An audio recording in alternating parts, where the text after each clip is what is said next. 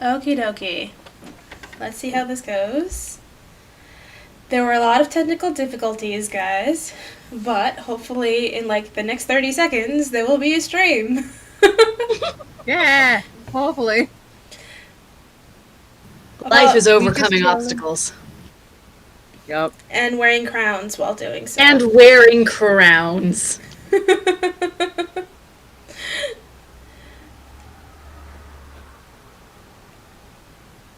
We have decided that during our chill stream, we're going to dress slightly like royalty. I kind of wish I wore blue. So we Do you could all own match. anything blue? I have like 2 things that are blue. Ooh.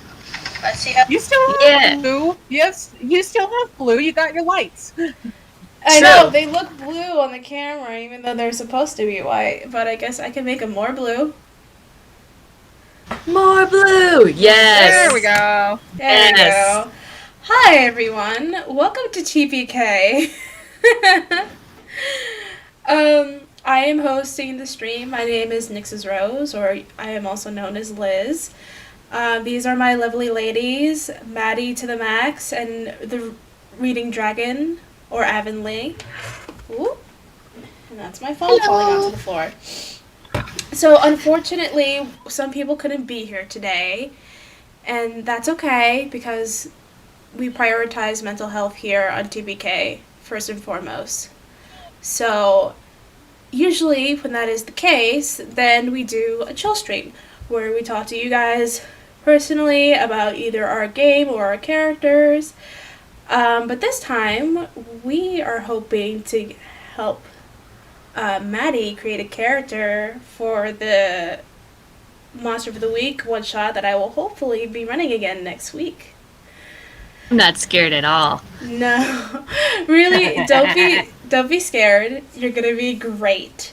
I'm going Tried to read the rules that you sent me, and I just like, I I have know. too many words. It feels like a lot. It does feel like a lot, but it's a great system. For those of you who don't know, Monster of the Week is I think it's Fate. No, it's not Fate. What's the term?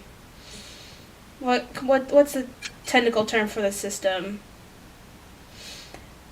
Oh, goodness gracious. Why can't I remember right now?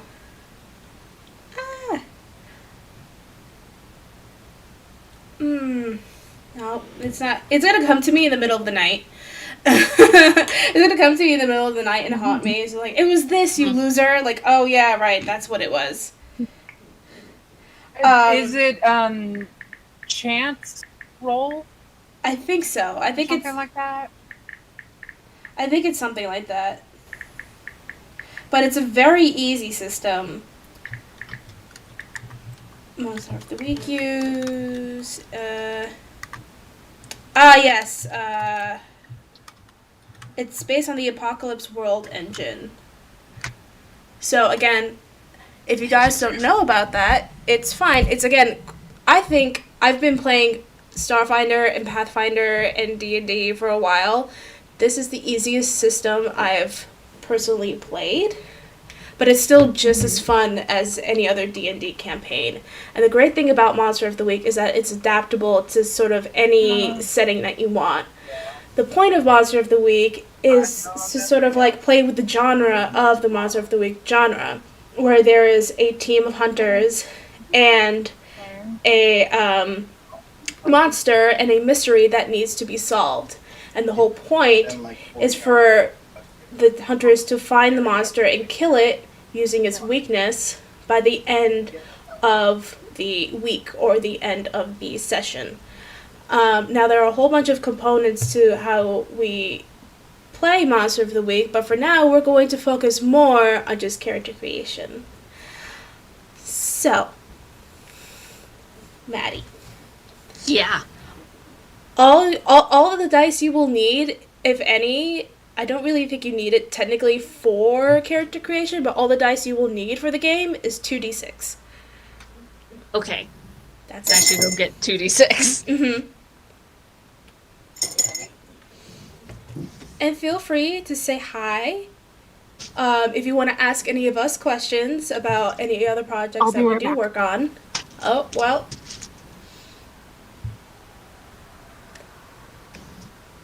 Okay.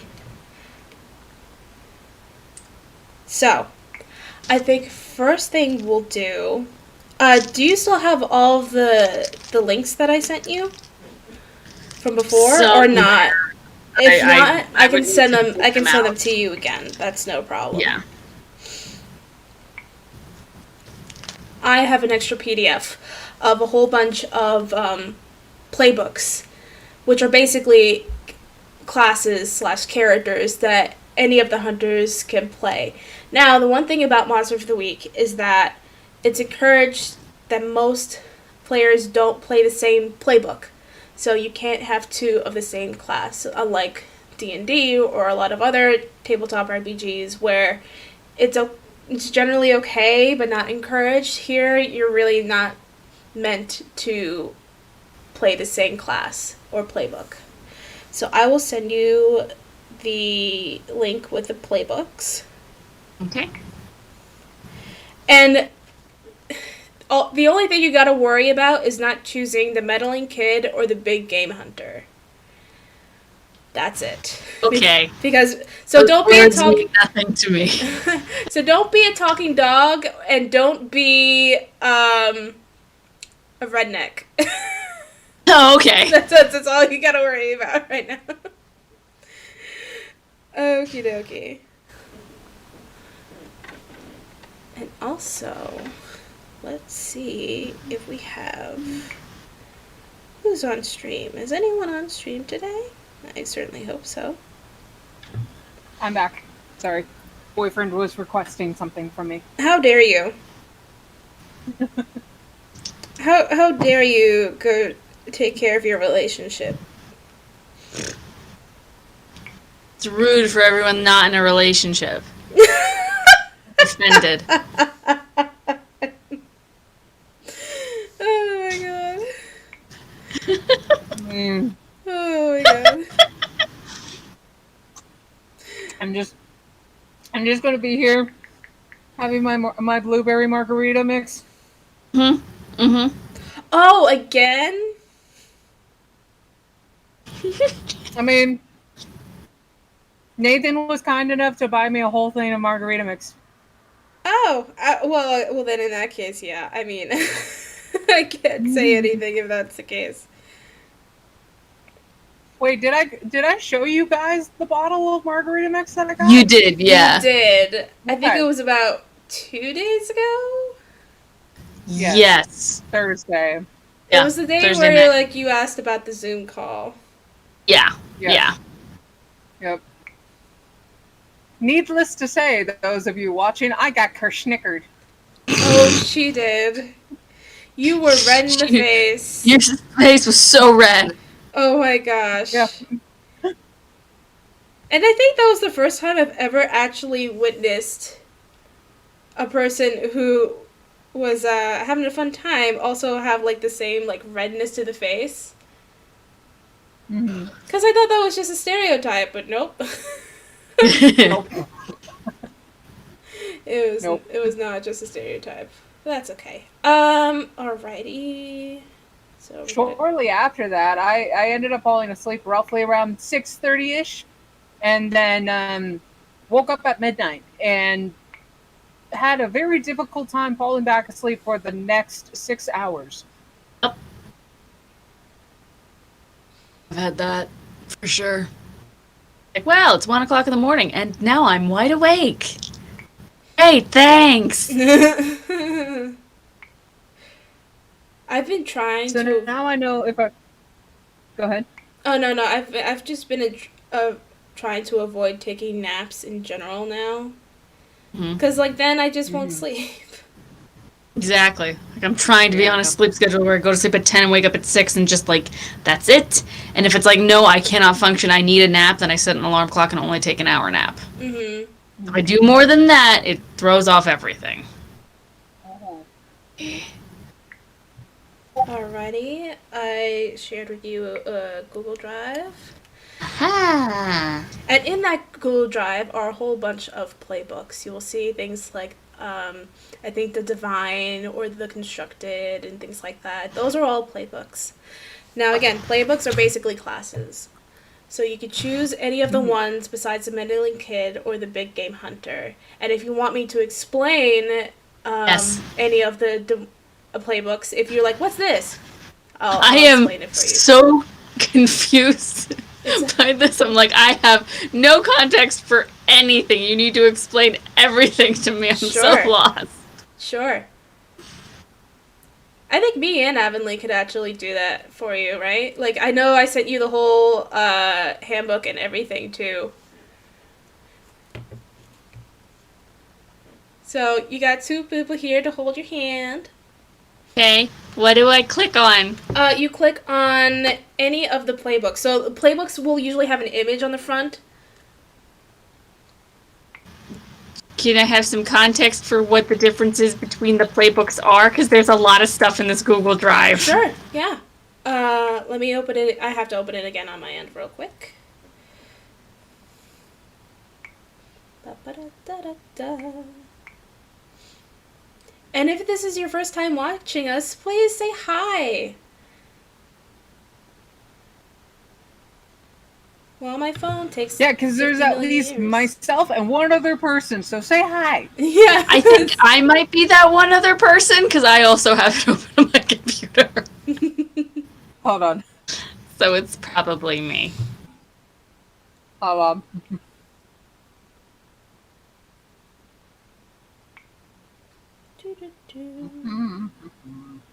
All right.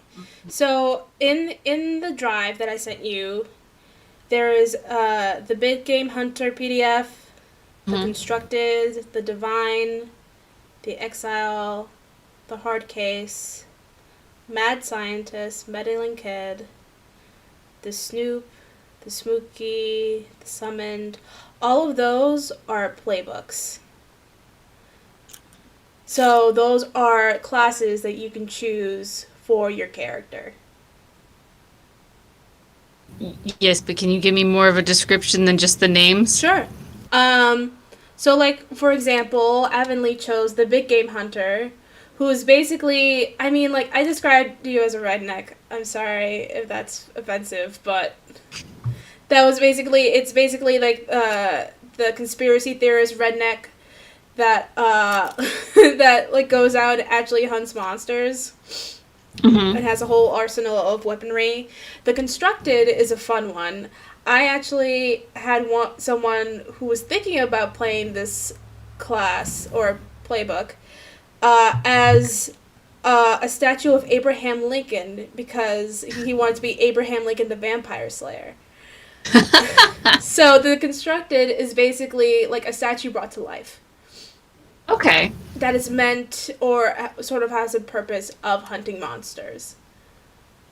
They're very, like, strong. They're kind of, like, tanky, I guess. That would be the best way to describe them.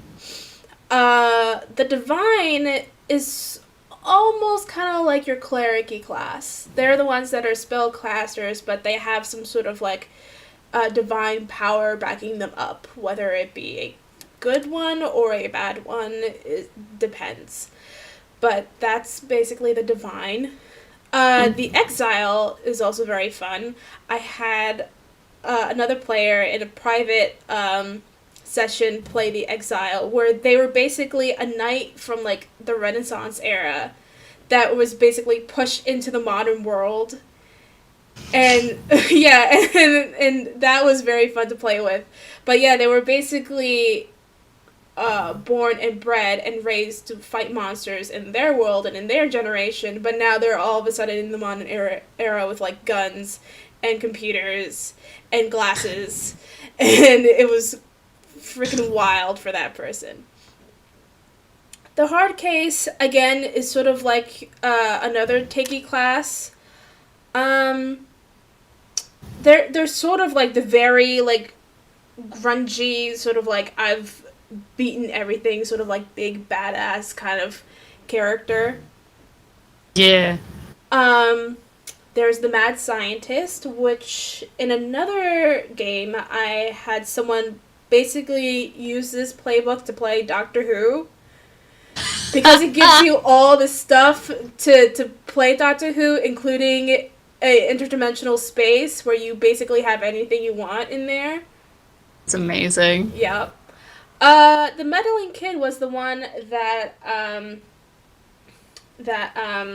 Jack took, actually. The meddling kid is basically your Scooby-Doo sort of character, but instead of an actual person, she played a talking dog. Nice. So, but that's what that playbook allows you to do. Let's see.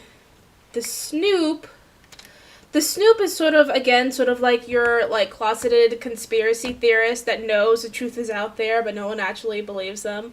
But they're also very ingrained into their local community, so they have more leeway when talking with NPCs than they would some other people.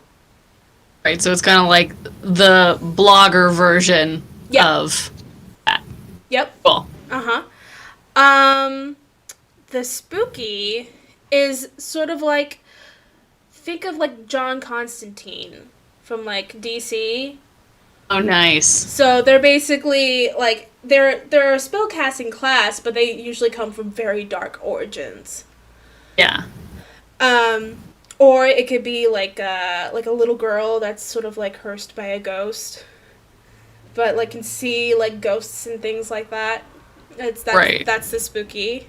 The summoned, I believe, I haven't seen anyone play the summoned yet, but if I'm not mistaken, yes, they're actually more of a monster, a creature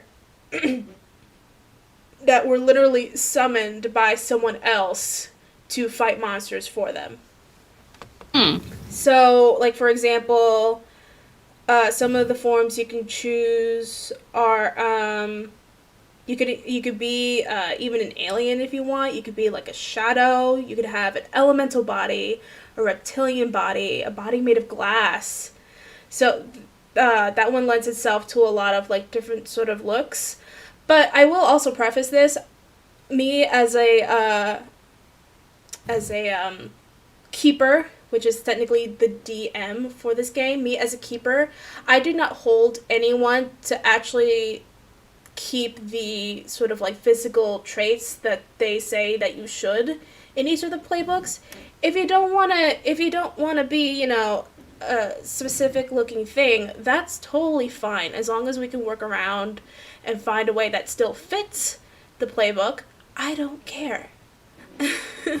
So you can look or do whatever you want. Like, for example, when Jack wanted to be a talking animal, I was like, you could be a hamster for all I care. I don't care what, even though it specifically says dog in the playbook. You could be whatever animal you want. I don't care. And she was the sweetest border collie. Yeah, she was the sweetest little border collie. Loved her so much. She was sassy as a border collie. She was incredibly sassy as a border collie. Yes, she did. I did not know border collies that had that much oomph in them, but that was fun. Oh yeah. I've had personal experience with a border collie. They are sassy. One of my best friends has a border collie. I love her. She's so sweet. But I believe that's most of the playbooks. I feel like there's one or two I'm missing, but if there's any other ones that are like that I've mentioned that sort of like piqued your interest, please let me know. Although I think the ones that have piqued my interest the most is the Exiled and the Spooky. Oh, okay. So you could check out either one of those, and yeah. I love the idea of a person out of time just being like, "What is that? What is that? What is that? Oh, that I kill. Oh, this I know." What's this? What's this? There's monsters everywhere. What's this? Technology in the air. But I also kind of like the idea of the spooky because it's like, we're fighting this monster and then I turn into a monster. Like that is kind of like, ooh. I bet you didn't. I bet you thought I was normal. Ha! Joke's on you. I'm also a freak. Mm-hmm. And with each of the playbooks, they get their own special abilities. Like for the spooky, you have you can have the option to choose telepathy. So you could actually have like an advantage to investigate a mystery or read a bad situation, which are things that you're going to have to do while you investigate the mystery and figure out what the heck's going on with the monster. Right.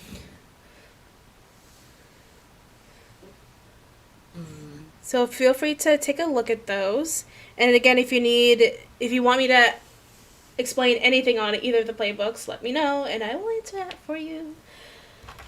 I was trying to think, Sure. what the... Start with the voice. The voice is how I get to the character, and I'm like... That makes sense, because you're a professional voice actor. Professional. Everyone should check her out on... I'm still waiting for people to go, ha! She's faking it. Nope. She's a professional voice Imposter actor, syndrome? Who's she? No. No. She is I'm actually great. looking for my character sheet right now. Oh, you are? I'm sure you Yeah. probably sent it to me on the Discord. Probably. I can just look through Discord. More than likely. How would I play? Would I play the spooky as like a, hey, I'm I'm just a normal, everyday, ordinary girl, and now I'm gonna eat your face? Ooh. Or would it just Yes. from the get go, just being like, I'm totally normal. It's your problem. Like, Wednesday Addams. Ooh, yeah, basically. I like that. I like both. I will say I like both. I'm a little partial to the Wednesday Addams. Look at me. Yeah.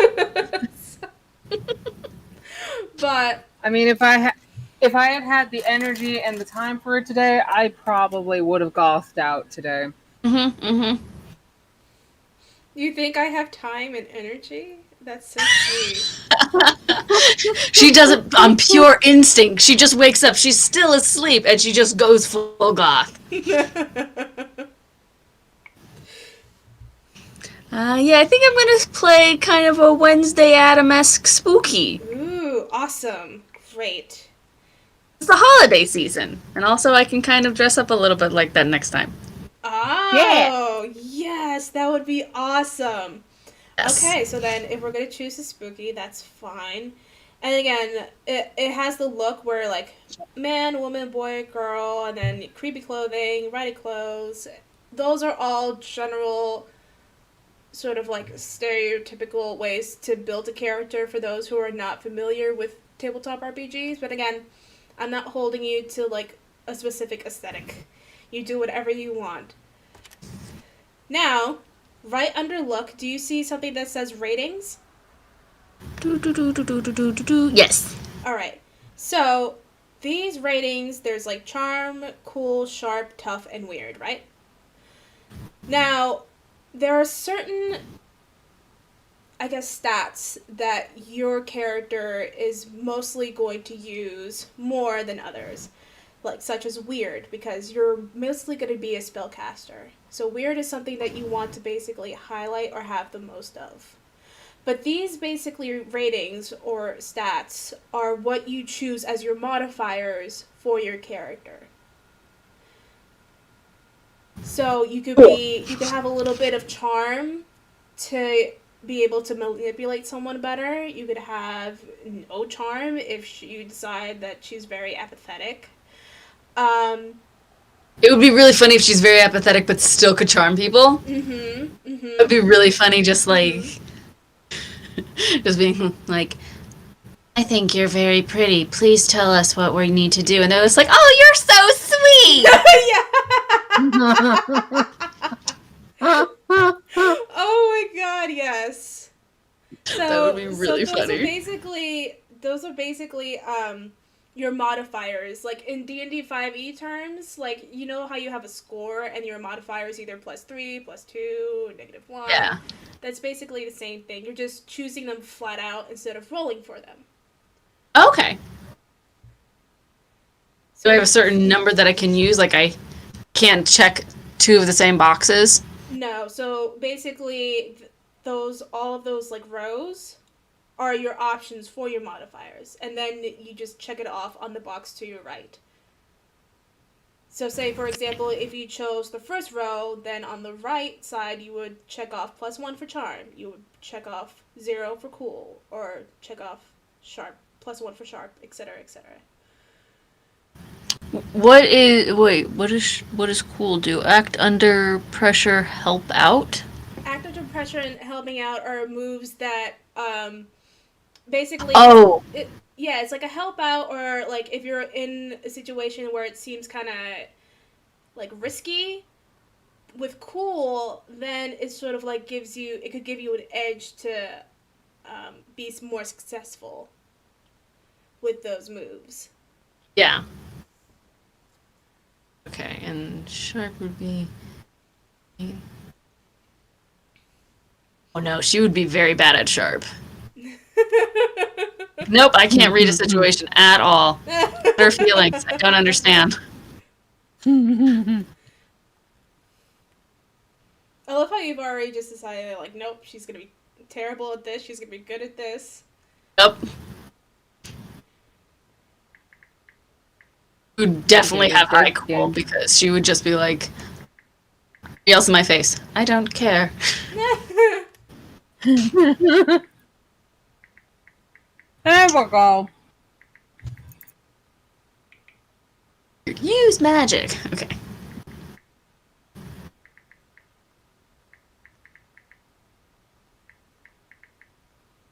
Don't mind me, I am sending a tweet. Oh, I want to make sure that I got this right. Mm-hmm. I'm not like, oh no, you can't do that.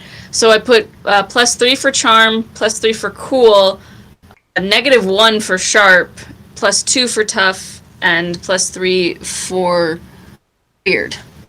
You put +3 for which ones? Cool, charm, and weird. Okay, so you can only choose +3 for 2 of those. Okay. Then let's see. Then I'm gonna have +3 is gonna be for charm and for weird. Okay, perfect. Mm-hmm. Okie dokie. And cool is gonna be +2. You're cooler than Sammy. Alright, so read them off for me one more time. So which one of the boxes on the left did you choose? Like which row? The first, second, third?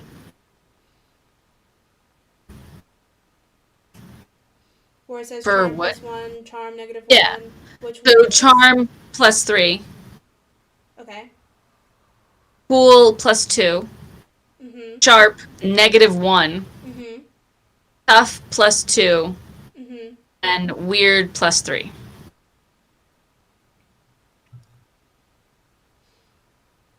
Where did you see a +2 You also got for, more weird for than me. tough? Because the ones that I see are all either +1, -1, or 0. I have -1, 0, +1, +3. No, I mean on the left side where it says ratings.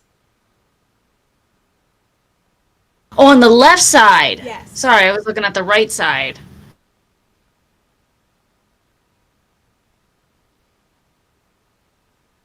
Okay. Now what?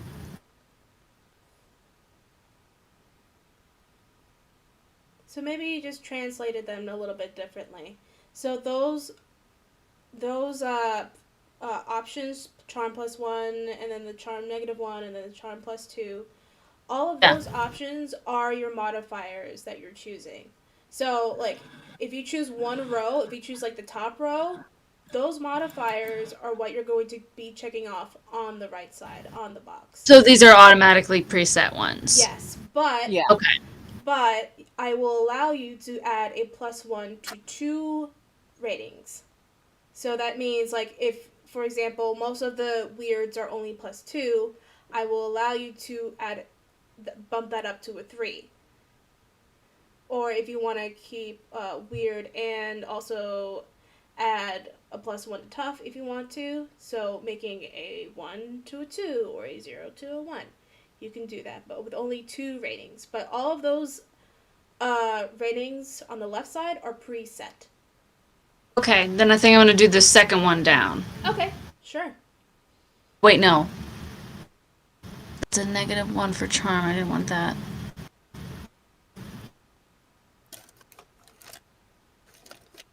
Here we go. No, I'm gonna do the third one down. Sorry. I Okay. have a -1 for charm. I am not a very charming.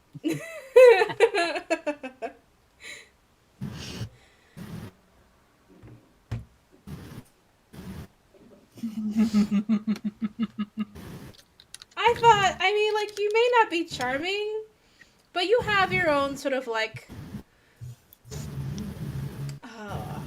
you have a very distinct personality.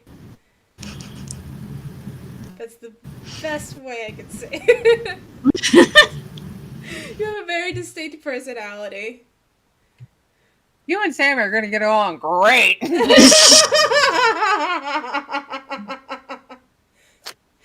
Isn't that what they say when somebody's not pretty? You have a great personality.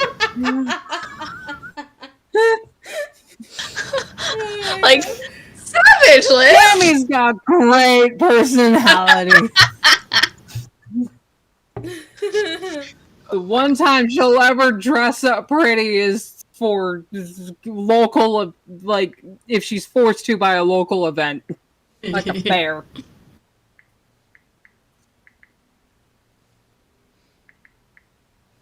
So you said that I could add a +1 to one of the ratings? 2 of the ratings. 2 of them, okay. Mm-hmm.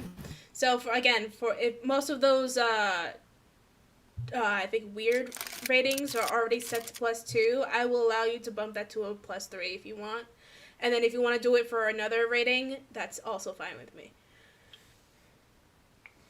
Okay, then I think I'm gonna... Traditionally in the game, you would have the player choose a modification and then the keeper choose a modification. So technically, I could have been able to, like, let you have a -1 to weird if I really wanted to, but I choose to be a nice keeper, and so I'm like, you do it. You have a +1 to anything you want. Yeah, okay, so I'm adding a +1 to charm. There's a double entendre to what you just said there. Sorry, Maddie, go ahead.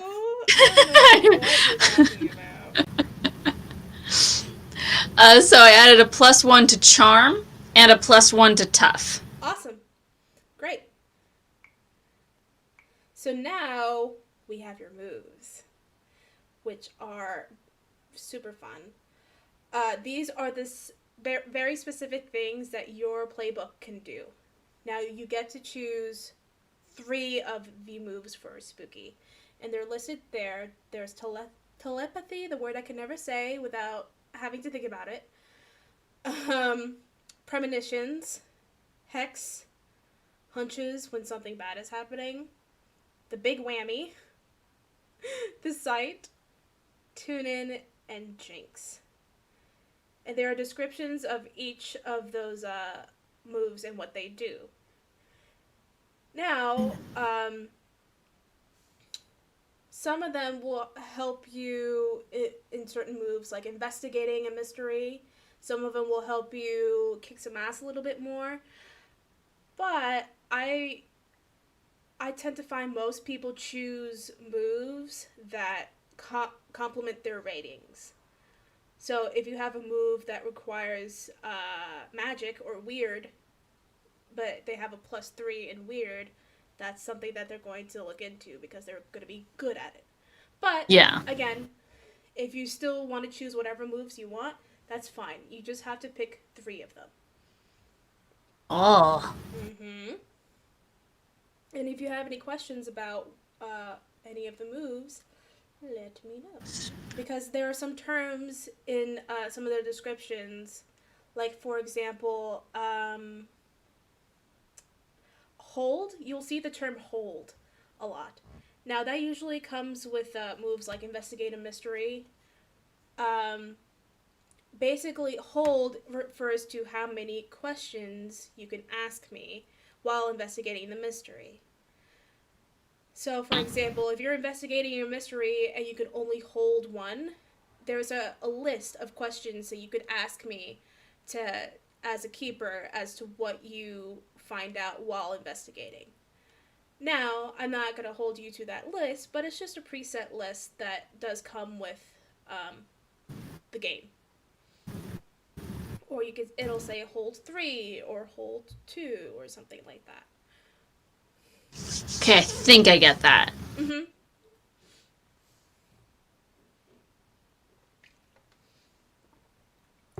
Wait a minute. Are those skulls on your crown, Avonlea? Yes. Oh my god! I was like, And the little red bits are supposed to be blood droplets. oh my goodness. Yes. Yep. Halloween is coming up soon, guys. Mm-hmm. Yes. Hype. And Spirit Halloweens will soon be opening everywhere. I'm surprised they haven't yet. There is one in my area, and it's like super far from me. There are none. Like- And like apparently, I think they're going like West Coast to East Coast or something because I haven't seen anything. I'm just gonna check to see if there's any open in my area right now. While we're at it. So let's just look real quick. Let's just take a gander.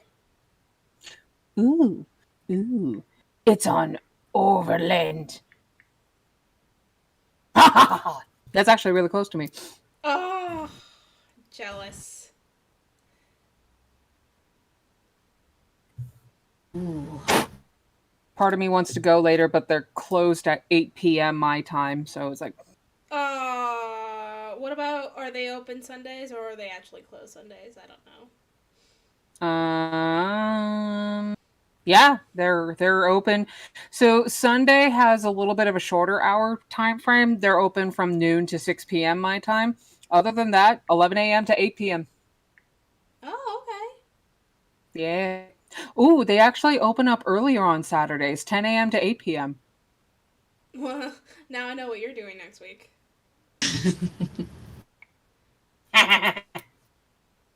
But I think I'm most likely going to be doing window shopping unless I find the Hocus Pocus cauldron that comes with a ramen spoon. Right. Ooh. There's a really pretty Hocus Pocus cauldron and like spoon set. Mm-hmm. Yes. Mm-hmm. And I would love to have that as my new ramen bowl. I saw somebody on TikTok that did the use the audio. What are you doing here? How did you get in my house? I want waffle fries. With work at Spirit Halloween, and then people like up against the door just waiting for it to open. I want waffle fries. all the cosplayers just waiting for it to open. Just like hands pressed and face just smushed. Yes. Let us in. Let us in.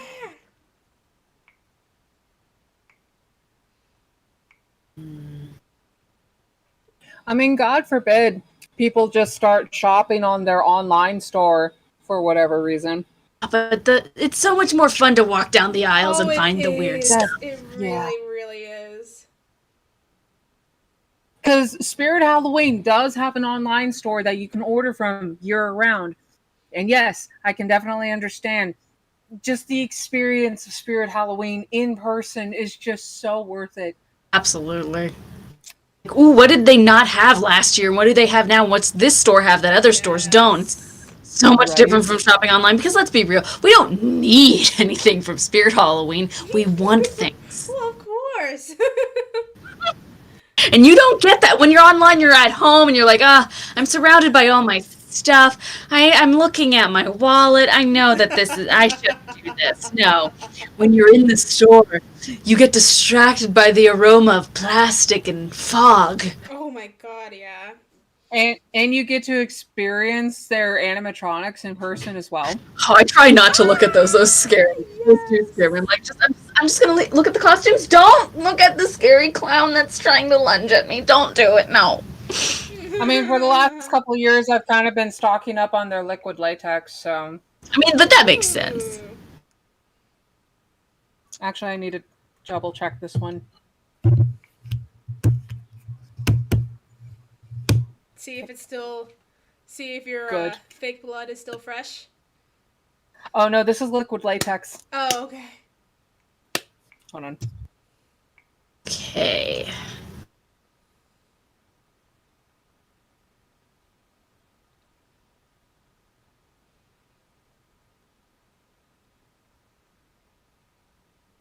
Most of these stats are like, ooh, do weird is what's used a lot. I'm not seeing ones that use charm a lot.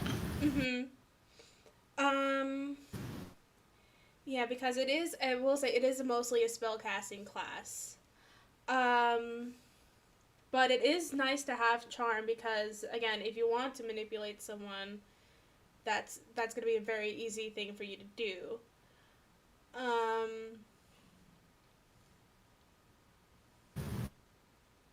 Okay, I think I know what 3 I want. Okay. I'm gonna go with telepathy, hex, and the sight. Ooh, awesome. Let me read. Because I just love the idea of her just looking in a corner and talking to somebody that no one else can see.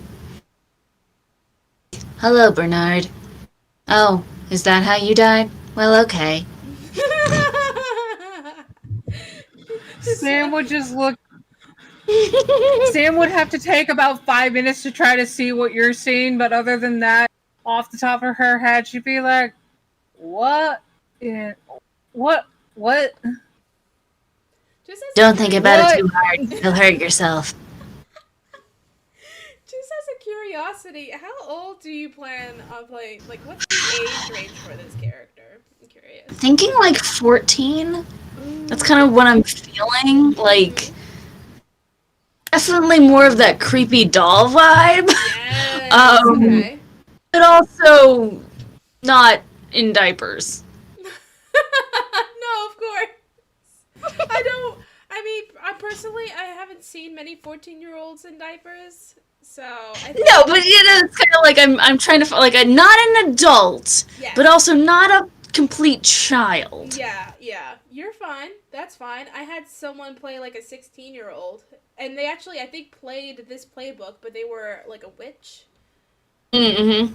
They chose specifically to be a witch, and that was really fun. But they were like, "Yeah, I kind of want to just be like a teen." I'm like, "That's fine, whatever you want." Just think it'd be really creepy to have just this random spooky ass teenager, like more kid looking, like maybe closer to 13. Yeah. Kind of just randomly walk out of the woods and start helping you fight monsters or something. Mhm.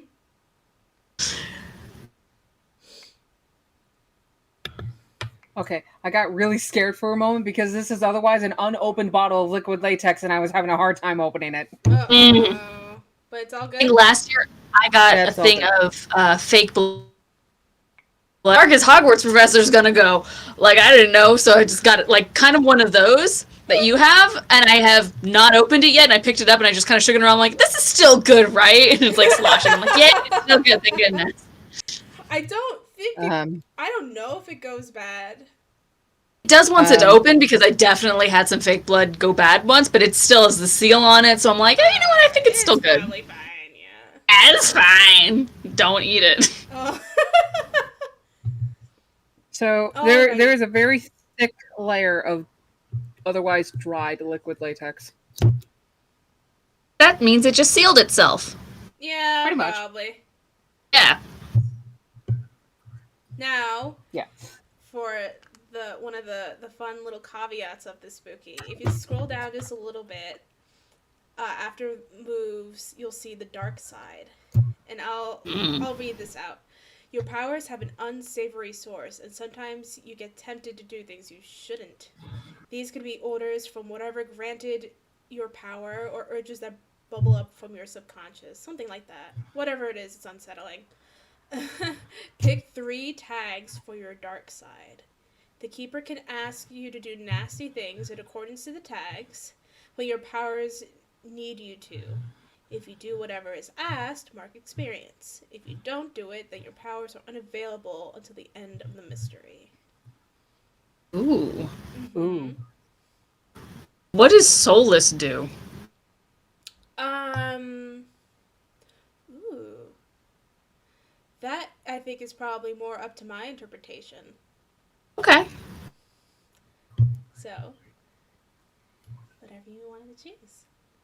Okay, okay, okay, okay. Mm-hmm.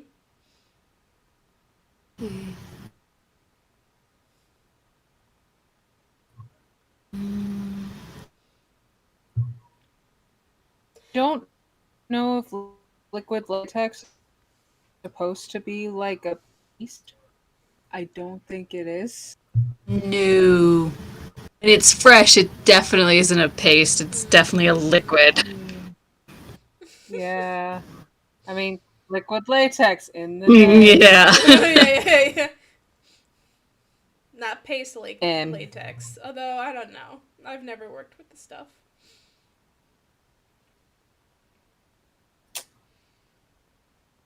yeah. I think this bottle might be bad. Oh no, I can mess around with it, see what happens. Okay, so I've gone with violence, soulless, or impulse control. Ooh, okay. Ooh. Oh, you're giving me such juicy stuff. I love it. Thank you. Thank you. Um, alright. There is gear that you get. I don't know if you want it. I'm not gonna hold you to not having it, but they're mostly guns. So I Oh, don't I know. do kind of like having a big knife. Okay, sure. It's also a personal preference of It's mine when I'm like, let's get weapons for the apocalypse. I'm like, knives! I want knives! Basically, it could also it doesn't even have to be a big knife. You could still have the stat of the big knife, but also just have like a butterfly knife that we all played with when we were in middle school. Yes. Or she just has like a ritualistic dagger. You don't know. Yeah, she It has just just a keeps. big knife strapped to her back. Just it's actually a meat carver. Oh. Oh my god. Oh, that's so good. Okay. Now, usually there. I am Oh, go ahead. I'm also thinking like if at any point she got into like this character got into like cartoons or anime, just get the Final Fantasy Cloud sword. Sword on her But it's like D&D rules where it's like it's not there the entire time, 360, you don't see anything, and then when she reaches for it, suddenly she can pull it out. Yes, you're like, what the Yup. heck? Well, I actually have this sword on me. I forgot I had that. It's part of my equipment. Now, if you scroll down a little bit, you'll see introductions and history. Most Hmm. of these are things that you won't have to worry about, but I'm just going to say these are things that you would have to discuss if we were doing a long-term game. With history, basically what it means is that you have a relationship with one of the characters or player characters already preset. Yeah. And as long as you two agree to having that relationship preset, that is already established in the world. Now, since we're Okay. doing a one shot, I'm not going to hold you guys to that because I didn't for Avonlea and Jack. But if we were doing a full on campaign, that's what we would be discussing. But we don't have to worry about that. But I just think that's interesting, especially since some of these are very interesting history options. Um, I will turn your attention to luck and harm because those are things that you are going to have to worry about in game, which are right under the history. Now, luck is basically, you know how we have fate points in our game? right? Well, 1 second, I just thought of something. Evelyn, can you make sure that we're still looking good on the stream? Yes, I am watching it right now, and yeah, we're still looking pretty shiny. Awesome, great. So, like fake points, you have a certain amount of luck that you can use per mystery or per campaign. And there are 7 boxes there. Basically, it turns any big failure that you have into a automatic success. Okay. Now you can use them as many as you'd like for the one shot. However, if we were doing this in a full campaign, you would only have those 7 to use until you were quote unquote doomed. And that means me as a keeper can do whatever I want to absolutely destroy your life and everything you hold dear. Okay. So it's like a monkey's paw kind of luck. Yeah, exactly. Cool. And the harm right below it is how you keep track of sort of like hit points. You don't want to get past 4 or 5 or even like 3 because then you're going to be considered like sort of hindered and you're not going to be able to do too much. Right. So when you kick some ass or when you help out, there may be a chance of you receiving harm. You have to be careful with that. But you can either, depending on what you're deciding to do, you can either take away harm from another person or yourself, depending on what you're doing and what I decide to make you roll.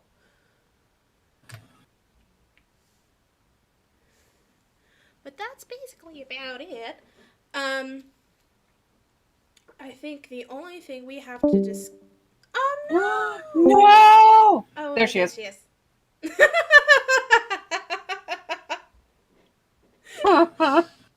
And we're back. We both had a little panic moment. Mm-hmm. Where I was just like, and I'm done. Goodbye. Mm-hmm. Oh, no. Too much for me. I'm out. Hold on. Might have to, because you're just a spinning box for me now. Oh. I see her, and she's actually really clear right now. Yes, but I think because Liz is streaming, that means that that's what the stream sees for the rest of the time. Oh, and I discovered there's still like a good amount of liquid in this. I just have to shake it a while because apparently liquid latex settles. Oh! Hold on, guys. Let me see if I can fix this real quick. Okay.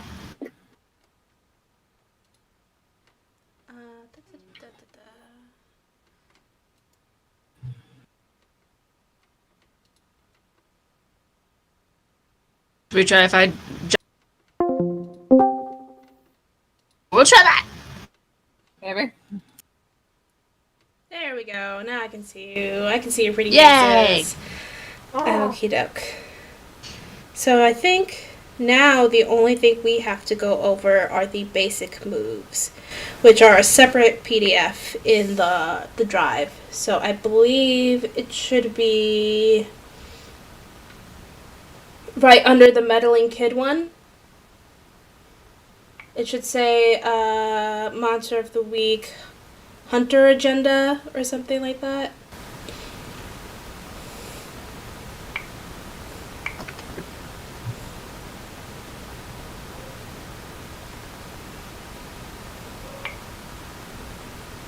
Monster of the Week, Revised Hunter...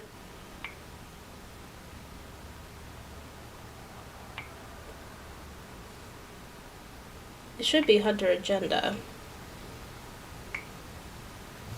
Uh-oh.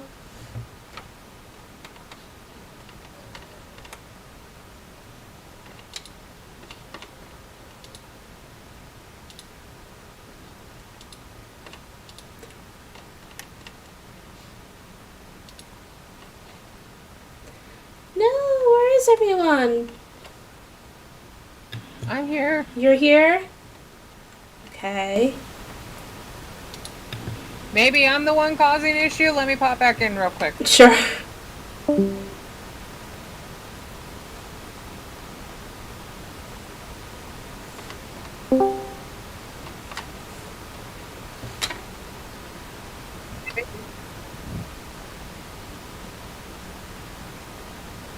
I can hear you.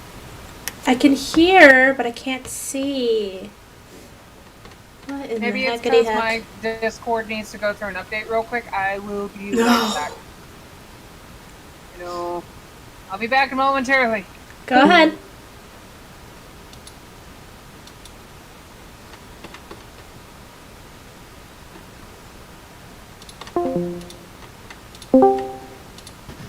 Technical difficulties. Don't you love it, guys? All right. Well, now Everybody's just spitting balls. Well, now we're not because I disconnected and reconnected. Okay. So, did you find the PDF or no? The only one that I found was Hunter reference. Is that what you mean? They have Monster of the Week revised, Monster of the Week revised Hunter reference sheets. It probably is that one. Does it say okay. Hunter agenda and basic moves? Inside it or Inside what it's it. called? Inside it. Let me look. Yes. All right. So yes, that is the correct one. And we might have. Yay! She is. She's back. I didn't tap. Yay! So I'm just gonna go over these basic moves. This is basically how you play. So this is where all of your ratings come in and all of those modifiers come in. So depending on what you guys do in game, I will decide what type of a move it is and have you roll for it. Some of these are very easy to define, and some of them I just have to basically either guess or just I think it's this, and hand it out to you, depending on what you're doing. But basically, for example, kick some ass. This is where your tough modifier is going to come in. When you need to roll to kick some ass to fight a monster, particularly, you get a certain effect based on what you roll. So you roll your 2d6 normally, and then you add whatever modifier you have on your playbook sheet. So, for example, if you were to have a -1 to tough for your modifier for tough, then you would roll 2d6, say it's an 8, and then minus that 1, which would be a total of 7. So let me just run through this. Let me act like I've decided to attack somebody. I would roll 2d6. Yep. Okay, so I have a 5 and a 4 on the dice. So then that's 9, and what's your modifier for tough? Tough is a 0. So then it would just be 9. Okay. That's what your result is. And so basically, and it says here on a 7+, it'll tell you what your result is. You and whatever you're fighting inflict harm on each other. The amount of harm is based on the established dangers in the game. That usually means you inflict the harm rating of your weapon, and your enemy inflicts their attack's harm rating on you. So that's basically the result of based on what you rolled. Now, if you were to roll a 10+, you would get an extra effect, and if you were to roll a 12+, you would get a different effect. Okay. I see. Mm-hmm. Cool. And each of these moves basically are determined by different ratings. So again, act under pressure, you're going to be looking at your cool modifier. Where basically if you're doing something very risky, or if you're trying to get away real quick, or if you're trying to make a quick judgment, or if a boulder is coming towards you and you have to dodge out of the way, that would be act under pressure. I would ask you to roll plus cool. So you roll your 2d6 and add whatever your cool modifier is. Right. So 7 to 9 are usual successes in whatever you're trying to accomplish. I may give you a hard choice or a worse outcome just as an effect, because even though you succeeded, something else is going to happen. Right. But the higher you roll, the less consequences you will face. Right. Here comes the consequence. Here comes the consequence. Oh, God. Give me away. Oh my gosh. So, I think it's pretty self-explanatory. I will say for the investigative mystery part, if you're asking someone or investigating a scene in which you're thinking, this is weird, let me see what's going on, or let me take a closer look at this, I'll ask you roll investigative mystery. I'm going to be asking you to roll this a lot. Because, like, this is basically the whole premise of the game. But, oh no. Oh, there she is. Investigating? You were saying? Investigative mystery, yes. Hold on. Spinning boxes. There we go. Hopefully everything's good. Welcome All right, to today's game of musical discord. I know, basically, right? So investigative mystery is the role that I will probably be asking you guys to do a lot.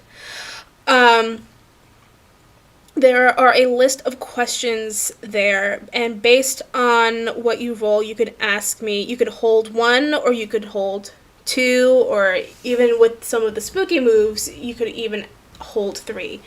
Now, usually what that means is that you can ask me 1, 2, or 3, or however many is listed of those questions. However, if you feel like those questions are insufficient for what you were trying to investigate specifically, you can still ask me a question. I will just tell you, I will answer the question based on what you know or what a certain character knows. So, for example, if you're investigating a scene and it looks very messy, and you manage to roll a 7 to 9, so you hold 1. You ask me one question that's on the list. So you can ask me, what happened here? Or you can ask me, where did the creature go? Based on what you're investigating and what you're seeing. And I will tell you. But again, I'm a little foggy on that, so let's just run through that like I'm trying to investigate something. Sure. So let's say you come across a crime scene in, let's say, a shack. There's a dead body on the ground, and there is blood and scratches in the building. So you're trying to investigate a mystery, right? You're trying to see what's going on. Yeah.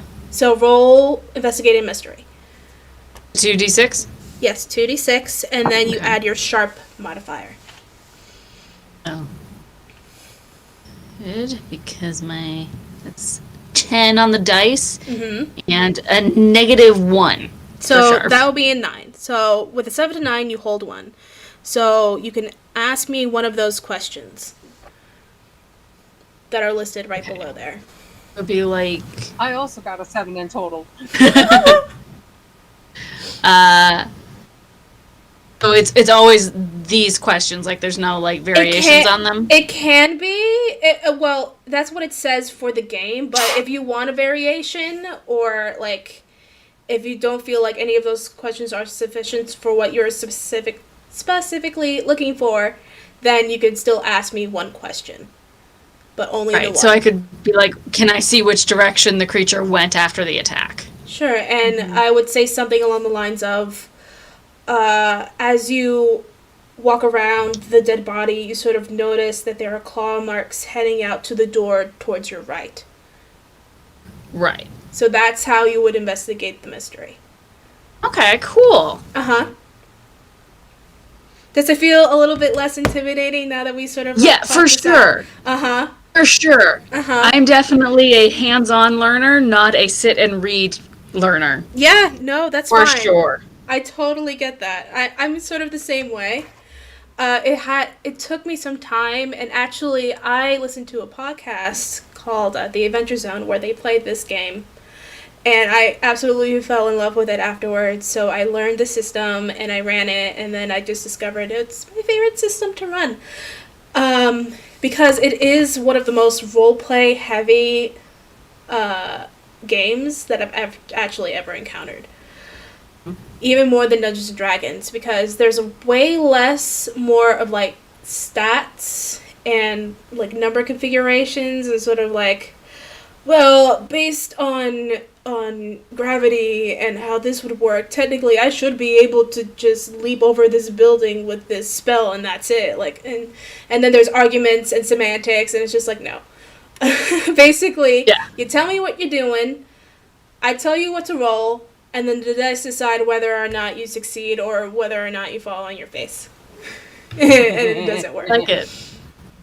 Let the dice gods play. Basically, yeah. Yeah. That's basically all that it is.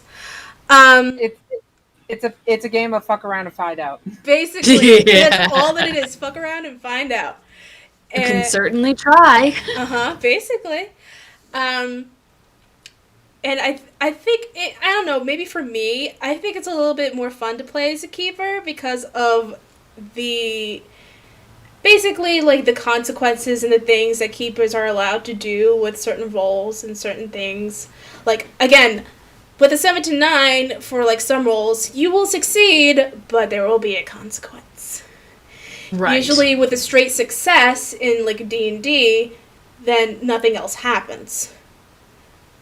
But I have a little bit of leniency when it comes to that. Yeah. And so I can make the encounter a lot more spooky and more terrifying and feel more real, especially since you guys only have a certain amount of harm you can take before you are unstable and you need to be hospitalized. So it's a lot of fun. Again, it's very role play heavy. Do you want any questions about the setting? I don't know if you saw the last time I DM'd this, but I can also just explain to you anything about the setting right now. And why don't you give me for it? I'm sorry, could you say that again? Why don't you give me your explanation for it right now?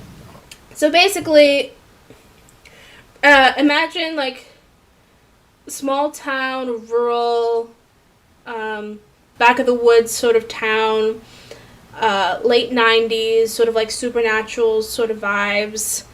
Definitely getting every town in every Scooby-Doo episode ever. Basically, yes. Any town in every Scooby-Doo. Everyone is secluded, but it's still sort of like one of those communities where everyone still knows each other because they are so small.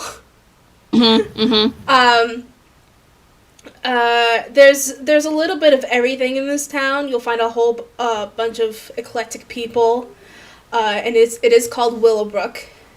So the town that you're in is called Willowbrook.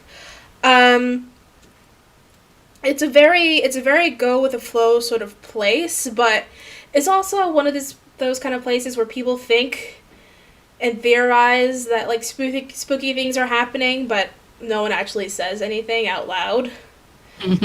Like you'll have characters. You'll have characters like Sam that are like, they're out there. The Bigfoot. It's in the woods. I saw it with my own 2 eyes. And then you'll have people who will be like, okay, sure, Jan. But in the back of their minds, they're like, was there really a Bigfoot though? Basically, the town after the end of the Gravity Falls finale, where they all just agreed, we're just not going to talk about that. Don't you mind? Yes, exactly. But the world needs to know. Yeah, exactly. Never you mind. Mm-hmm. It is very much kind of like a Gravity Falls situation where like spooky things happen, but like they're like, let's not. You want that kind of attention? Yeah. It was really traumatic. Let's just move on. But yeah, I basically set it at that time period so that like everyone could have pretty modern technology, but not so modern that like we have like smartphones and tablets and like easy access to the internet. Sam's weird as her foresight. Yeah, cool. Basically. That's it. Because of all of the the current day references she has made throughout our first session. So basically she's going, indoor plumbing, it's gonna be big. Pretty much.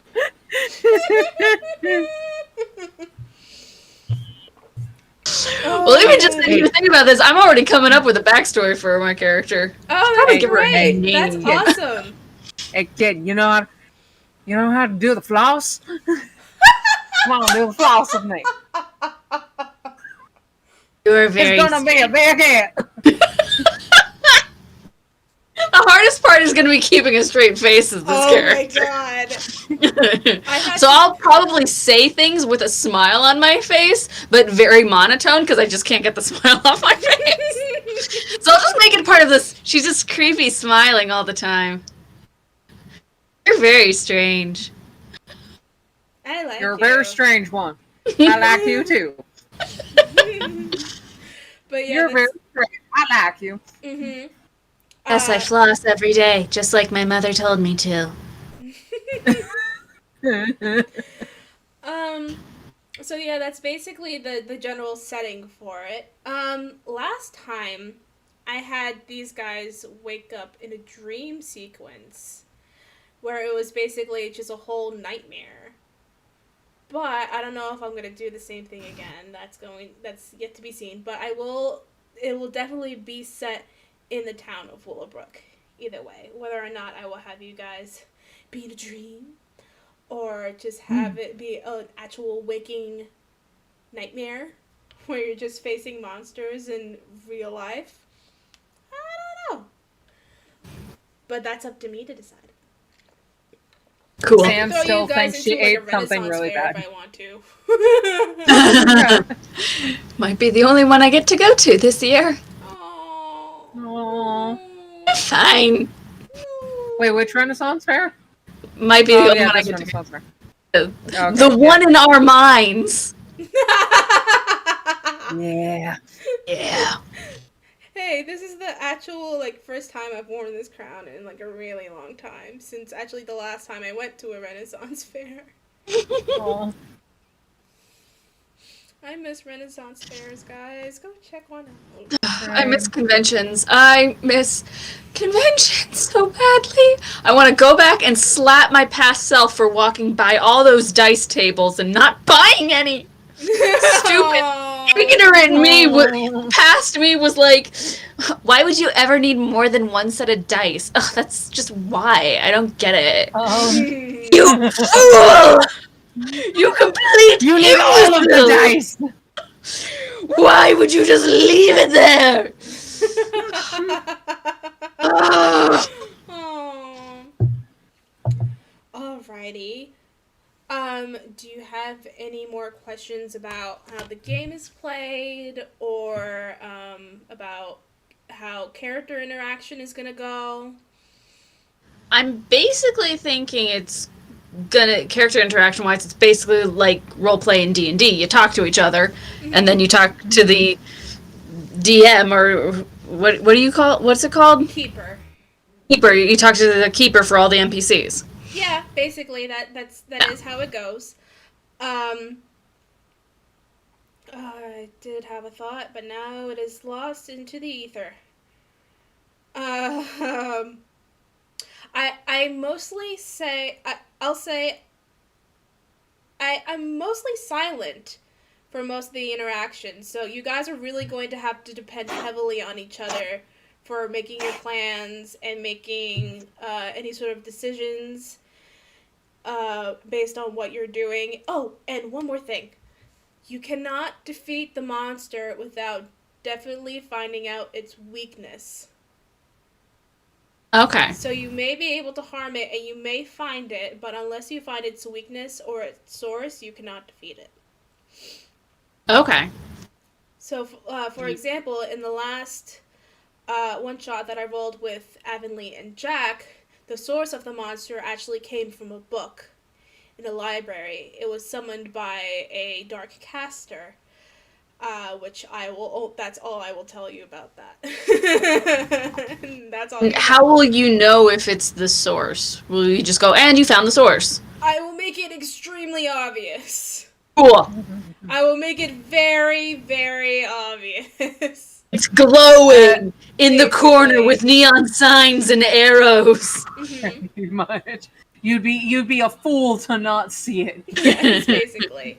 Like, for example, I ran a one-shot with Department of Adventurers on Twitch, and anytime the monster would interact with a water source, it would, like, curl up and scream. So anytime it would interact with water, it'd be like, "Ah!" and then, like, run away. Right. Yeah, basically. So that would be the thing, like, hey, this thing harms the monster. Hey, look at this. It makes it go ow. Makes it go ouchie. Yeah. So that's how you would know, like, oh yeah, that's the thing that harms it. All right, so that's Okay, cool. I will make it plainly obvious once you guys figure it out. Oh my goodness. Oof, I have so much stuff to explore now. But it's only 7:45. Do we want to actually just chill out and do some artwork? And talk about our D&D characters? Let's talk about our D&D characters. Ooh, We can, okay. yeah. I will get my tablet.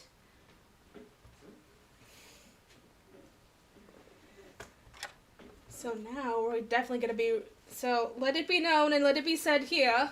We will be doing a Monster of the Week one-shot next Saturday at 6:15 on this channel live. With hopefully you, Avonlea, and Jack. Yes. That's going to be fun. We'll have an all-ladies stream. Are Ryan and Cass out of town next week?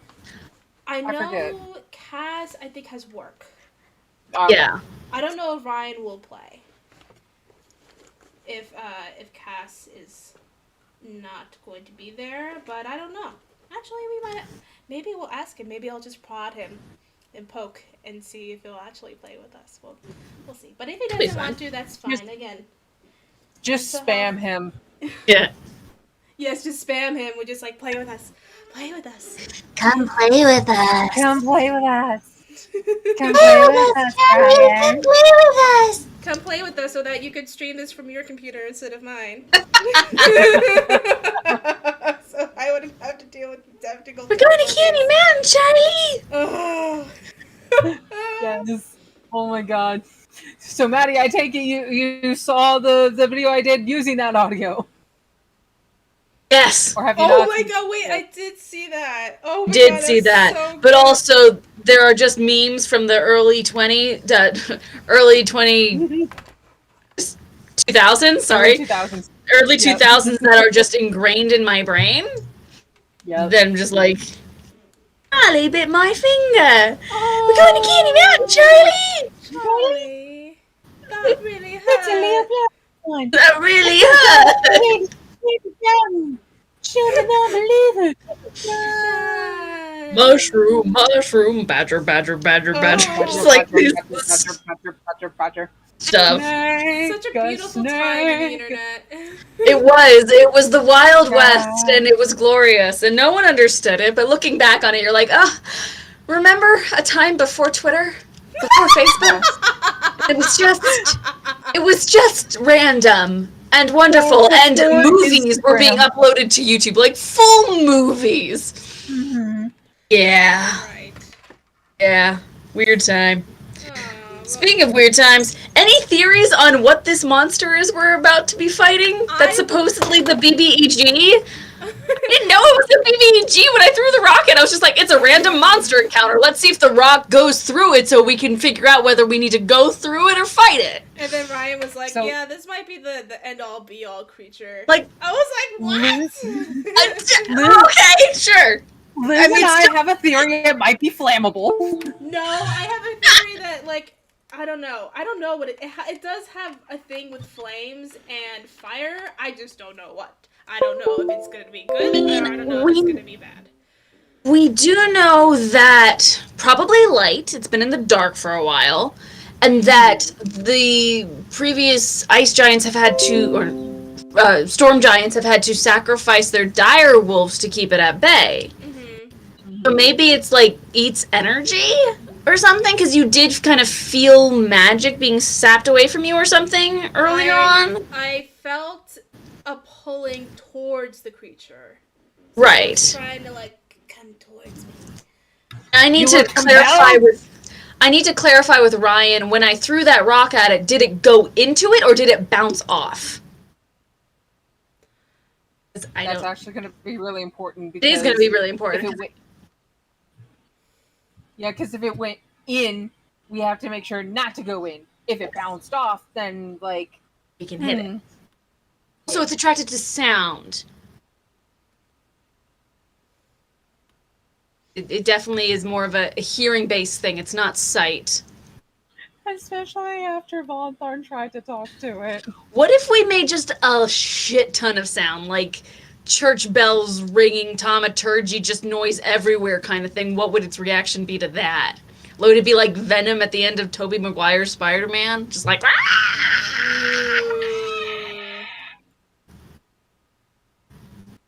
Actually, I'm just gonna check to see what spells my character has real quick to see if there is anything that could be used to make noise besides prestidigitation.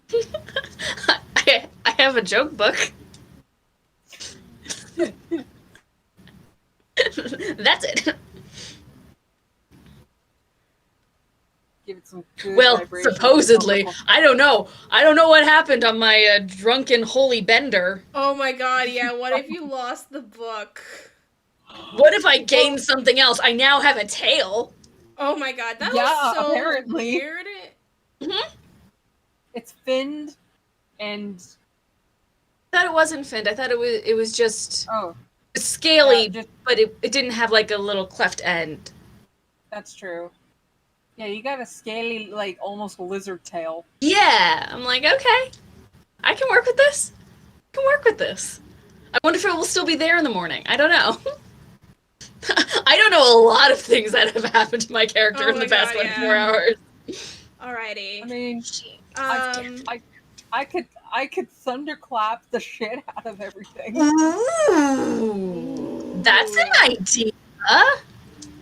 At the Avonlea, risk of can possibly you caving in please everything. look at the stream and see if you see my screen, because I can't tell. Yes. Yes. It's kind of right over faces. Yes. You can see you messing with the Yeah, I've been messing different. with this thing for a while. I'm gonna just stay on the screen and hope and pray that it works. Yeah. It's basically that whole screen share thing. Oh, Yeah. boo. There it is. There's the full screen image of Annalise Okay. with her Hair blowing in the breeze. Yes. I just want to ride through the glen with my hair blowing in the breeze, hearing arrows off into the sunset. And can you still hear us? That's a good question. I hope you can still hear us. Yes. I didn't change Okay. the audio, so it should still be working. All right, so it did just go back to our faces. It's basically that whole screen share thing. All right, it should be fine. There it is. Woo, we did I'm just it, gonna watch for the guys. next 30 seconds to see if the art came back up. Yep.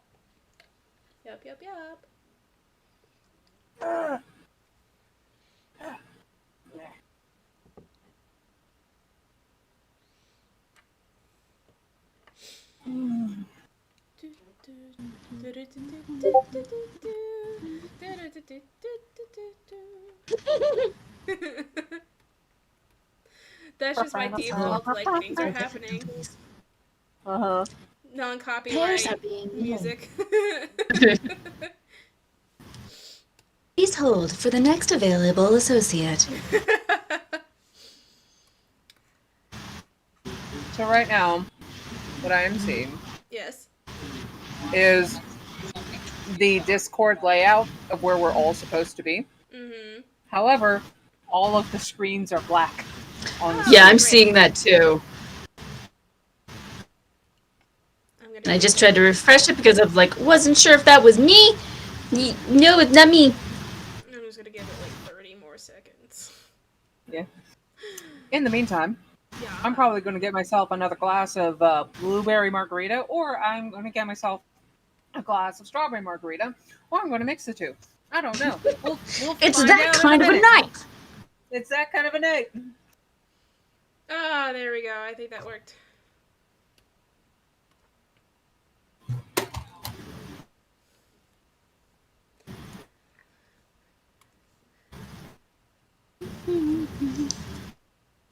Is it stuck in your head now?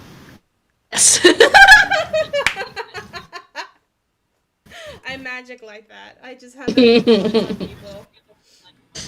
I think it's what happens when bards cast inflict wounds or something. It's just you get a really annoying song stuck in their heads. It's like a weird form of vicious mockery. Right? Yes. Yes. Here, have elevator music for the next 3 days. Oh my god, I would actually kill someone. I would commit a murder. There would be a murder. You would definitely take damage for that. Oh my goodness. Elevator music for like a whole day? Yep. Jesus. Mm-hmm, No. Murder would happen. For sure. Oh my gosh.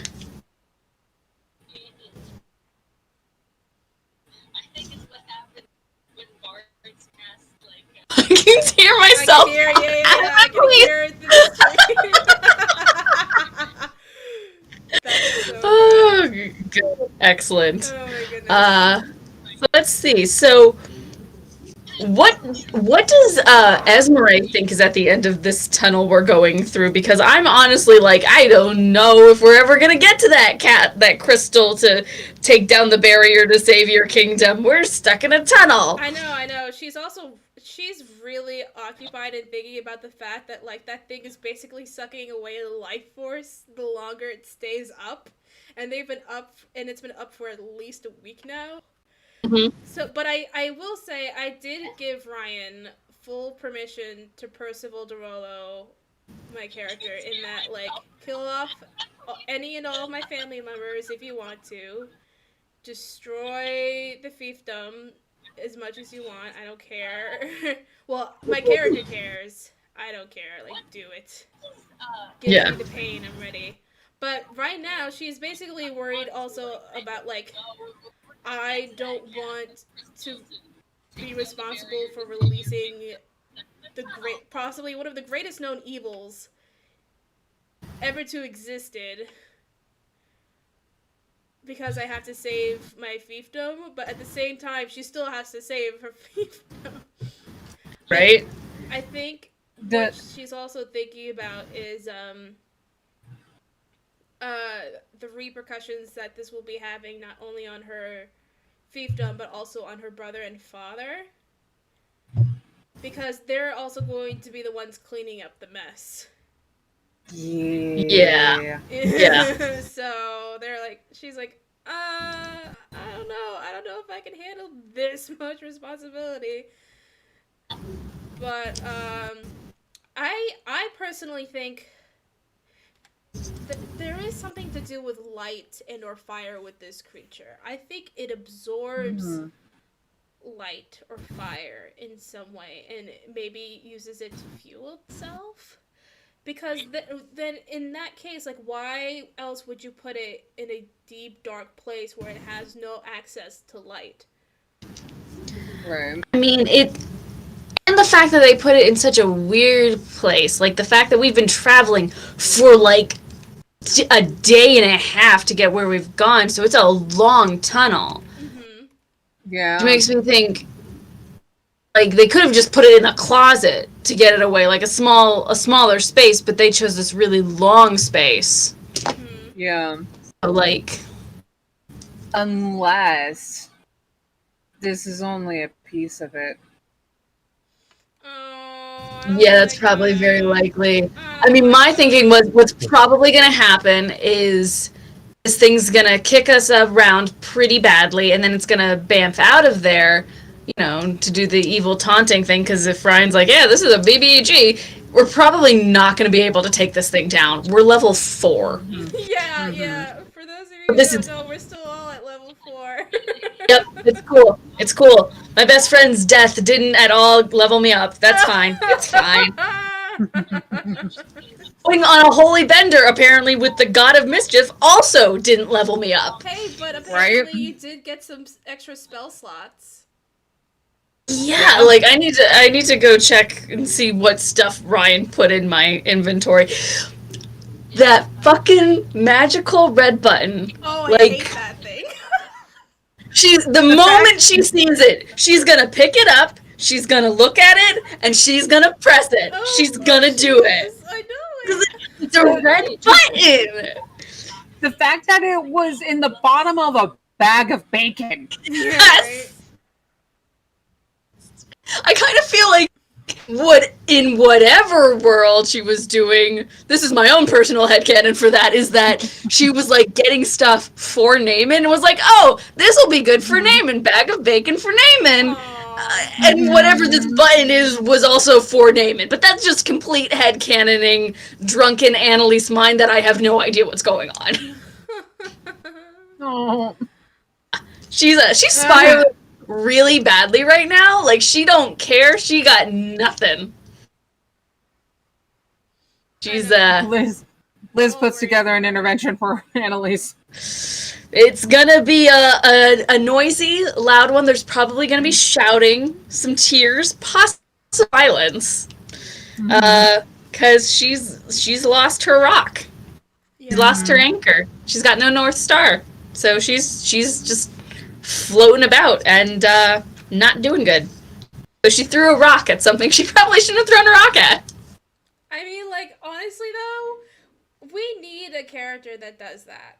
We need someone that does that. And if it's not you, it's got to be someone else.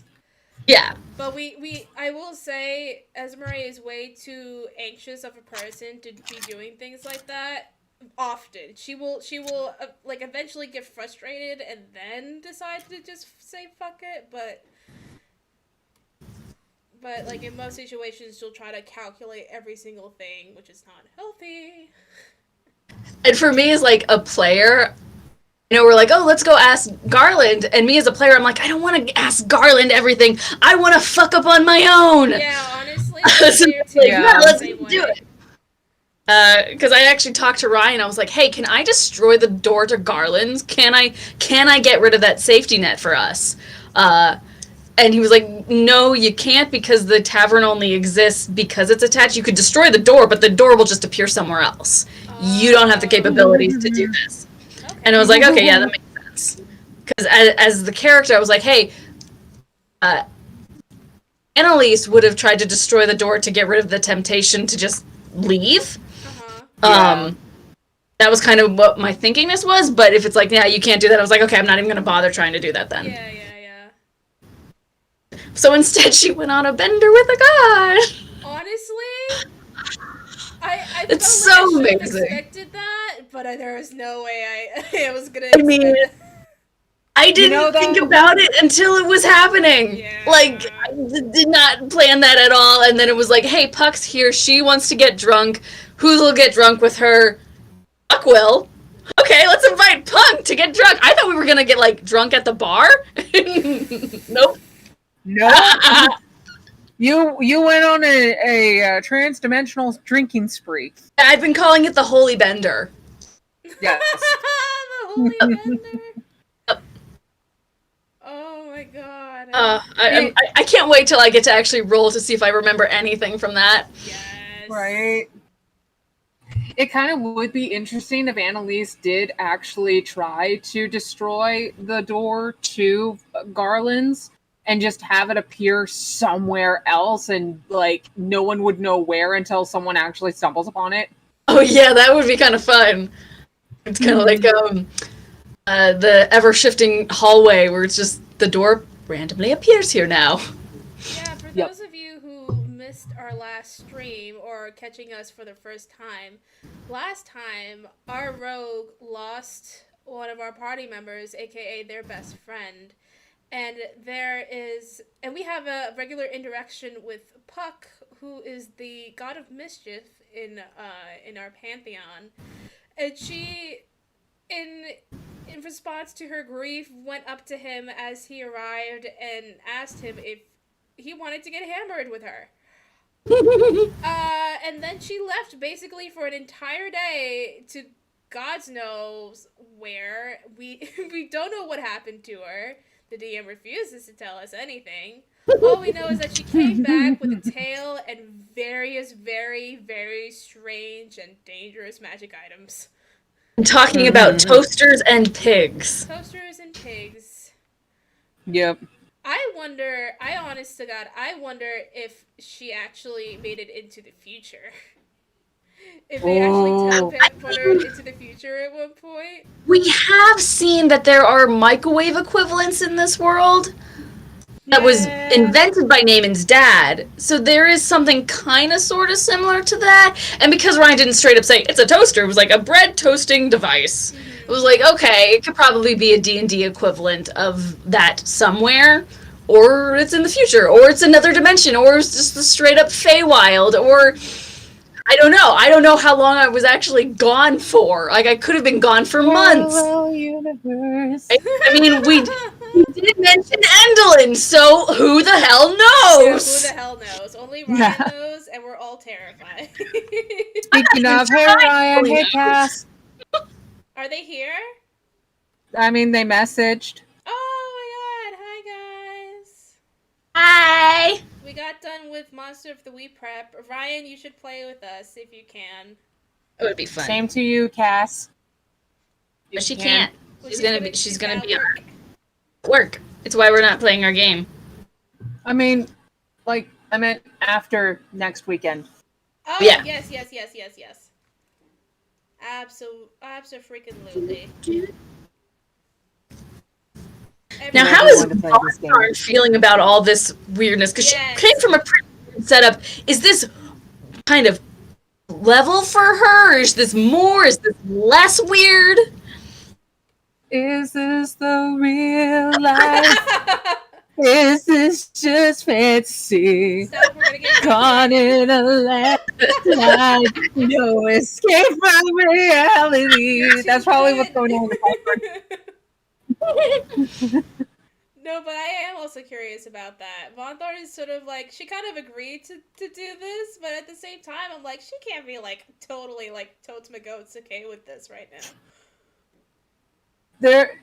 I think she just hasn't really had the time to process what has happened because everything is kind of happening quickly for her. Mm-hmm. From being teleported from one end of the country to the opposite end of the country, to meeting storm giants, and all of a sudden, someone who she just met dies, and then finding out he had like made a little statue of her, and this is also after the kindness that everyone has been giving her suddenly. It is like, what? And by the way, deep dark cave in the middle of nowhere, and also a terrifying creature looking underneath. Yeah, dude, there's not a Suddenly, not a lot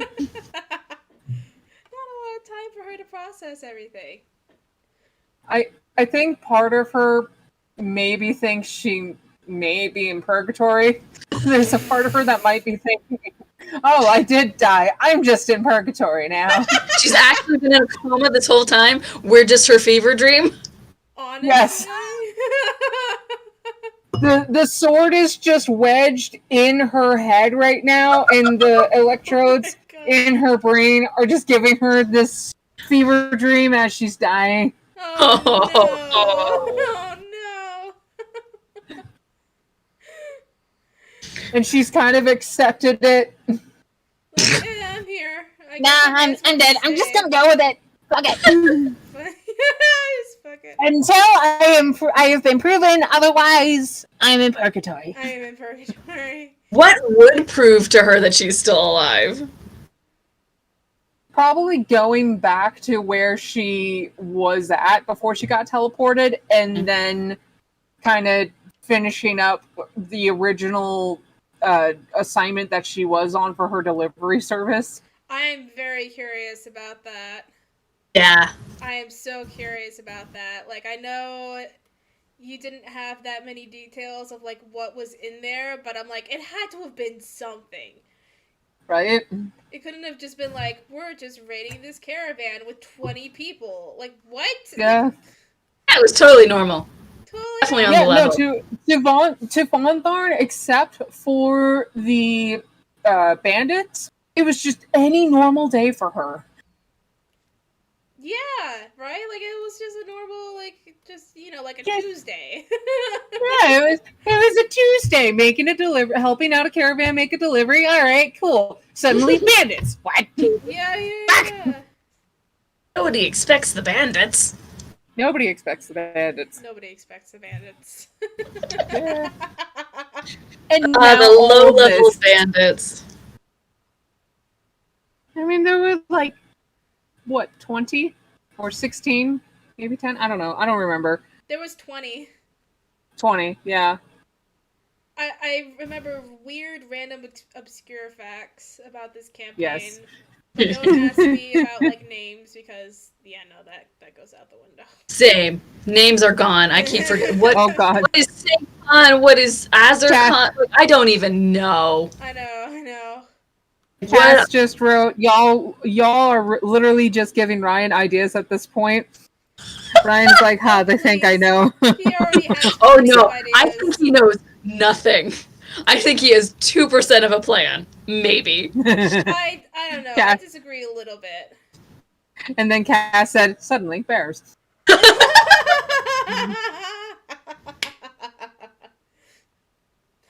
Answer is, it's just a giant pile of bears. Oh my god, that's all. It's just like a coagulation of all the dead bears. All the bears. It's how we're gonna die. cave. Death by bears. I lives in a cave.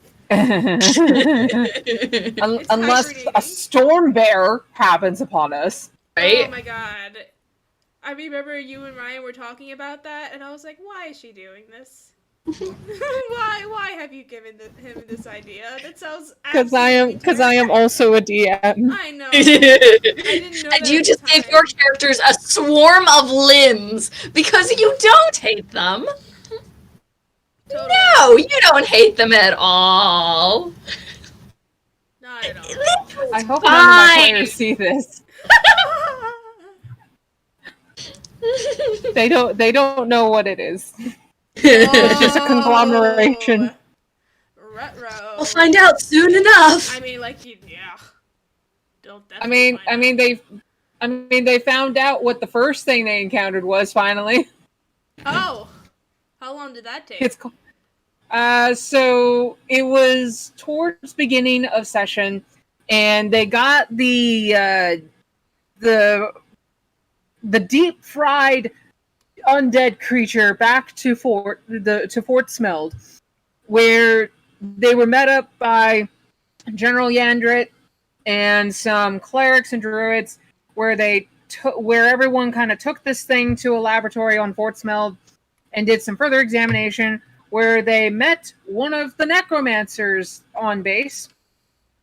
Her name is Grania, and she is an Aarakocra. And upon further investigation from everyone, including main party, and some information given by Grania, they found out that the creature they encountered was a carpal horror. And this creature has a mouth and 8 arms and hands coming out of it. No.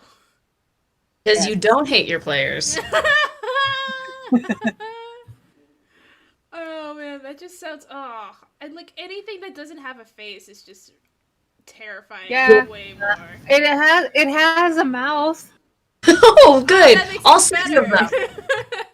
with rows and rows of sharp teeth. Oh yeah, it's so much better. I definitely had a phobia of the faceless when I was younger. Like, for sure, that was a fear of mine. Oh yeah. I think because I accidentally watched a movie I shouldn't have as a kid, which was like The Brothers Grimm. Oh. There was Okay. definitely a scene where a kid got splattered with mud by a creepy crow, and he goes and starts wiping off the mud, and his mouth and his face starts coming off with it. Definitely traumatized me. Even now, I'm like, oh yeah, that was really scary. Like that's really scary. So that definitely, the faceless definitely scared me as a kid. Even a little bit right now. I hated Chucky. Oh God. I hated Chucky. I avoided talking dolls for like basically my entire childhood. Makes For sense. me, it was The Exorcist. See, Why The did you watch Exorcist The wasn't that Exorcist bad as for a me. kid? It was playing, and I was at a Boys and Girls Club sleepover. Oh yeah, And, like like they do. Yeah, Yeah. like you do. Kid, you want to watch a movie? Yeah. Well, it's either the Teletubbies or the Exorcist. Oh, wait, I think it says the Exercise. Oh, that'll be good. This'll teach you kids how to move a little bit more. Let's watch that. Oh my god. Right? Oh my god. Yep. And no, The Exorcist was playing, and I wanted to be like all the other cool kids and sit through the movie. Nope, I ran out there the moment the kid was upside down crab walking down the stairs at twice the speed she should have been. Yep. Fuck that noise. I also got nightmares from Scooby-Doo on Zombie Island. Okay, So yes. Everyone else, I don't know a single person that definitely did not. I was pretty young at the time. I want to say it was like 4 or something. So maybe a little bit older. Maybe 5? But I was pretty young. And it was, yeah, those zombies were scary. They were scary. But I will say, did anyone else ship the gardener with Velma? Did. Okay. Definitely. Right. I was like, Definitely good for you, did. girl, you get it. Right? Yeah. And then Yeah, it didn't happen, for sure. and then I got sad. Yeah. Yeah. Speaking of good Scooby-Doo, has anybody watched Mystery Incorporated? Bits and pieces. Which one is that? Is it a show Mystery or Incorporated. movie? Yeah, it's a show, and I think it has 2 seasons, and it is, in my opinion, the best version of Scooby-Doo there is. I have not watched Okay. it then. I haven't seen the shows. I've seen the movies, but I haven't seen any of the shows. I think it's on Netflix. And it actually has an overarching storyline, and there's actually character development. It's Ooh. really good. Isn't Mystery Incorporated the series where Velma and Shaggy did date a little bit, or was that a different series of Scooby-Doo? Okay. Oh, and I found... that's the one where they dated, yeah. Okay. Oh, one thing about Carpal Horrors, the thing that they killed off, it has a speed of 40 feet and a climbing speed of 20 feet. No! Why? It's good at climbing and can run up to you very quickly. Fuck, dude. No. Most of my players have a walking speed of 30. Well, yeah, aren't they, like, what level are they at? Right now, they're all at level 4. Oh, just like us. Great. Yep. Perfect. Yep. They understand what we're going through, I guess. Ryan, no. No storm sharks. No, I didn't know if you were joking about that or not. And I still don't want to know. I'd rather keep it a mystery than actually encounter storm sharks. Although I will say I might actually prefer storm sharks to what we're dealing with right now. Right. Because I do. Oh, this is just a conglomeration of storm sharks and bears. Storm Yeah. sharks. There's a storm bear in there. There are Yep. other bears. There are just so many bears. So many bears. A koala bear. No. Can you imagine a dire koala bear? Oh, Adorable and terrifying. so big, The so size, sleepy. the Oh. size would be terrifying, but otherwise, if it has the same temperament as a normal koala bear does, normally when it's calm, yes, adorable. Yeah, they're pretty chill. At least I understand that they're pretty chill animals, characters. Mm-hmm.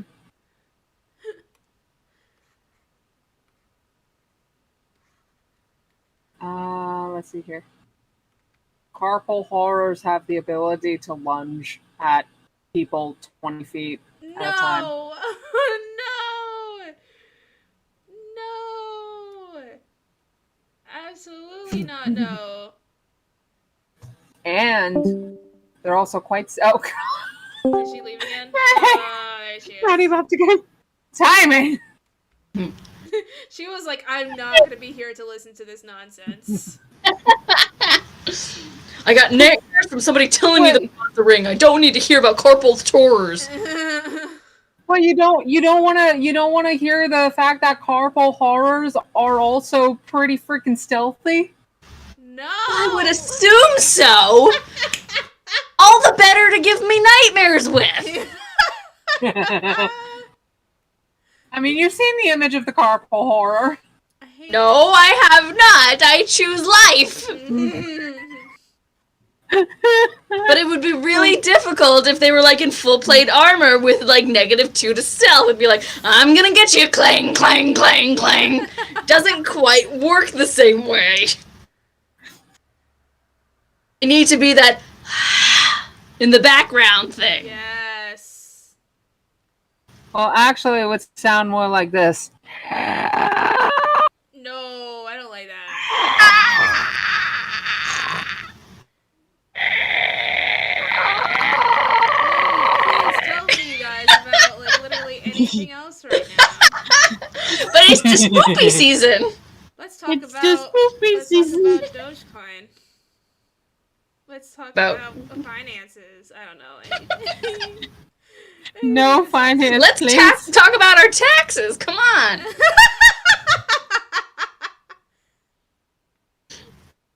So, Maddie, Yes, you already showed that this to is what I me. thought. You already showed it to me. You already showed. I see it. Thank you. You can go right now. Thank you. Put it away.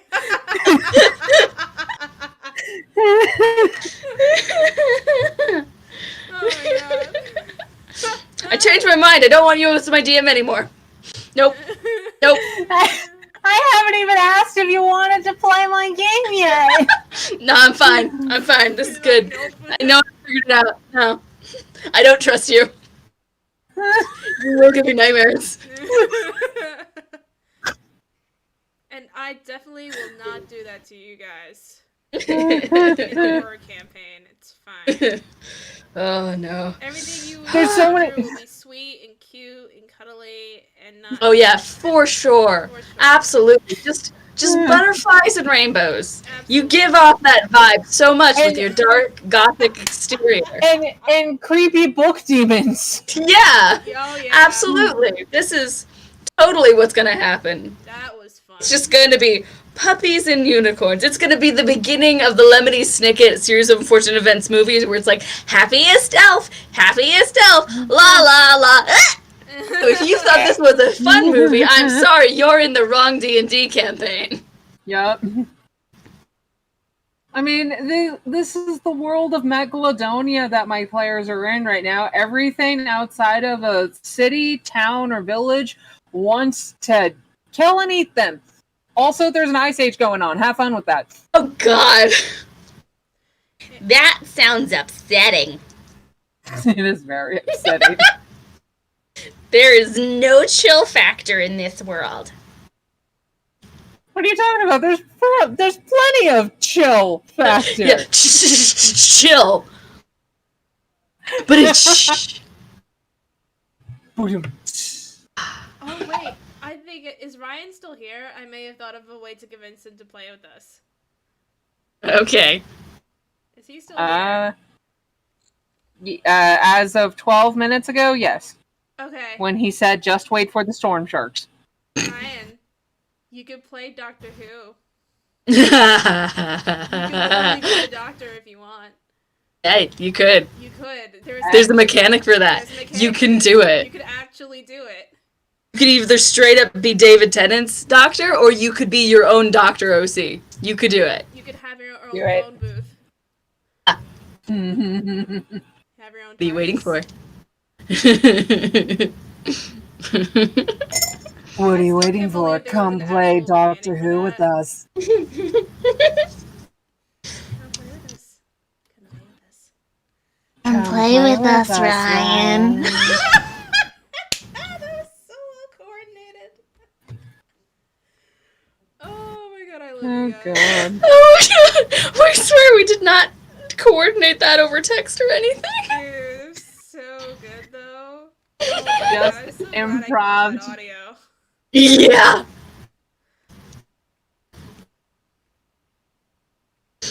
And that's the real reason we stream, so it's all recorded somewhere. Yeah, so there's the Yes. evidence. Yep.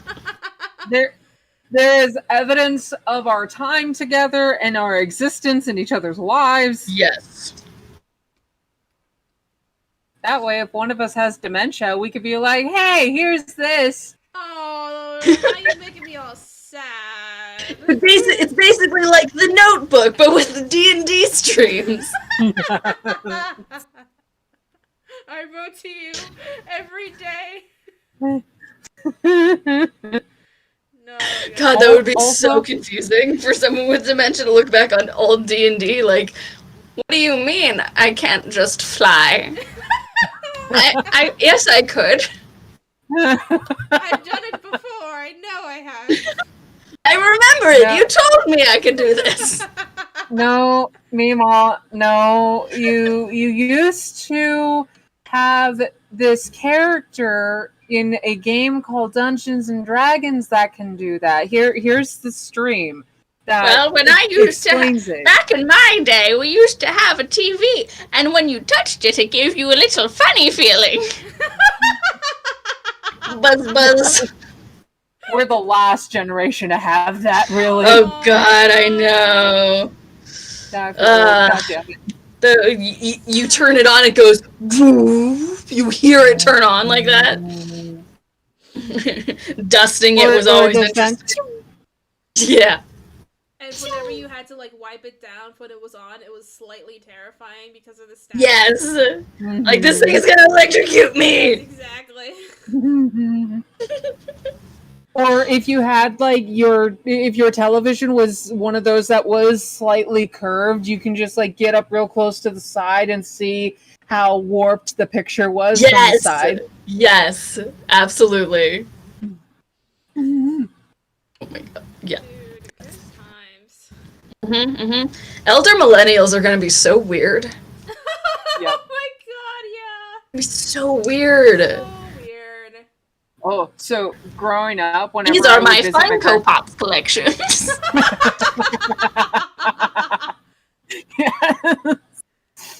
Oh, so growing up, whenever I would visit my grandparents for the weekend, they actually had one of those televisions where you had to go up and turn the dial, and they had the different dials. So one was to adjust the color, one to adjust the resolution, one to adjust the channel. Oh my Wow. gosh. That's Yeah. amazing. I know. Like now I've seen people use those as like coffee stands and things like that. I'm like, that's so Mhm. sad. Right? Yeah. Time moves relentlessly onward. Ugh. Well, I Yeah. will say I'm happy I'm not like in middle school anymore. Oh God, yeah. Never again. But it was kind of interesting because, like, 2 years ago, I went back to my hometown where I grew up, and it was so interesting to see. Wow, things changed. Like, time just moves forward. It doesn't give a shit.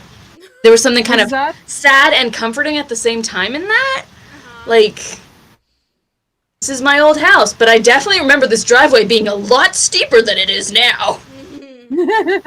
There's the old Was, dance studio I that the went to. town- Was that the town that you went to where first night was kind of crappy? No, that was really recently. This was like 2 years ago. Oh, 2 years ago. Okay. Yeah, this Sorry, was I like misheard you. 2019. Ah, okay. What I wanted. there. Thank you. All right. I have to thank and talk to my art program for it to treat me kindly. Otherwise, I understand that. Otherwise, it will not Oh, yeah. treat me kindly. That's how I feel about my editing software. Like, can you please save now? Please don't lose everything. Please don't. No, no, no. Okay. Oh my god. Thank you.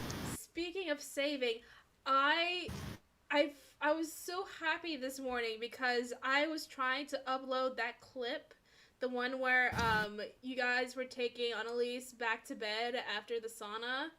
I've been trying to upload that clip on Twitter for 2 weeks. Because I wondered why there was such a lag between this posting and the one on Instagram. oh my god. Right? I've been trying to upload that for 2 weeks, and then I was like, it's not gonna happen, it's never gonna happen, and I was like, maybe I'll try one more time this morning. Although for some reason it uploaded weird on Instagram, so I'm gonna have to fix that later. I love that you're Yeah. doing that though. That you're going back and you're getting those really great clips that happen. I love that. I know, it's a nice little harken back to Yeah. and that actually reminds me, someone on Twitter asked when I was promoting the stream, they were like, how long have you guys been playing? And I was like, oh god, how long have we been playing? Oh. And then I actually calculated it back based on how many weeks we've been streaming and the also other chill streams we've done. It's been 6.5 months. Roughly. Really? Yeah, I know, right? Yeah. It's been I remember I left my old D&D group before the new year. Because I wasn't playing with them anymore, so I was already playing with you guys. So, yeah, that sounds about right. I know. I was like, it's been half a year? What do you mean? It feels like we just started. But then It does. Yep, nope, that's I mean, first stream was 3 months ago, though. well, that was. You mean the one with you, or our first stream? Oh no, because what Your happened? very first stream. Because what happened was we had the first channel that we then lost access to, and then had to re-upload things about halfway through. That's right. Yeah. Hold on, let me see if I can find the other one. There we go. There's the other one. Your channel. Yeah. And unfortunately, we lost our first channel. But we 6 months ago. 6 months ago. It's fucking wild. 6 months. So crazy. Although I will say Not- this is one of the most fun campaigns I've ever really played in. Right. Me too, and it's only the third one I've ever been in. Well, now you're gonna be. The first one was a one-shot.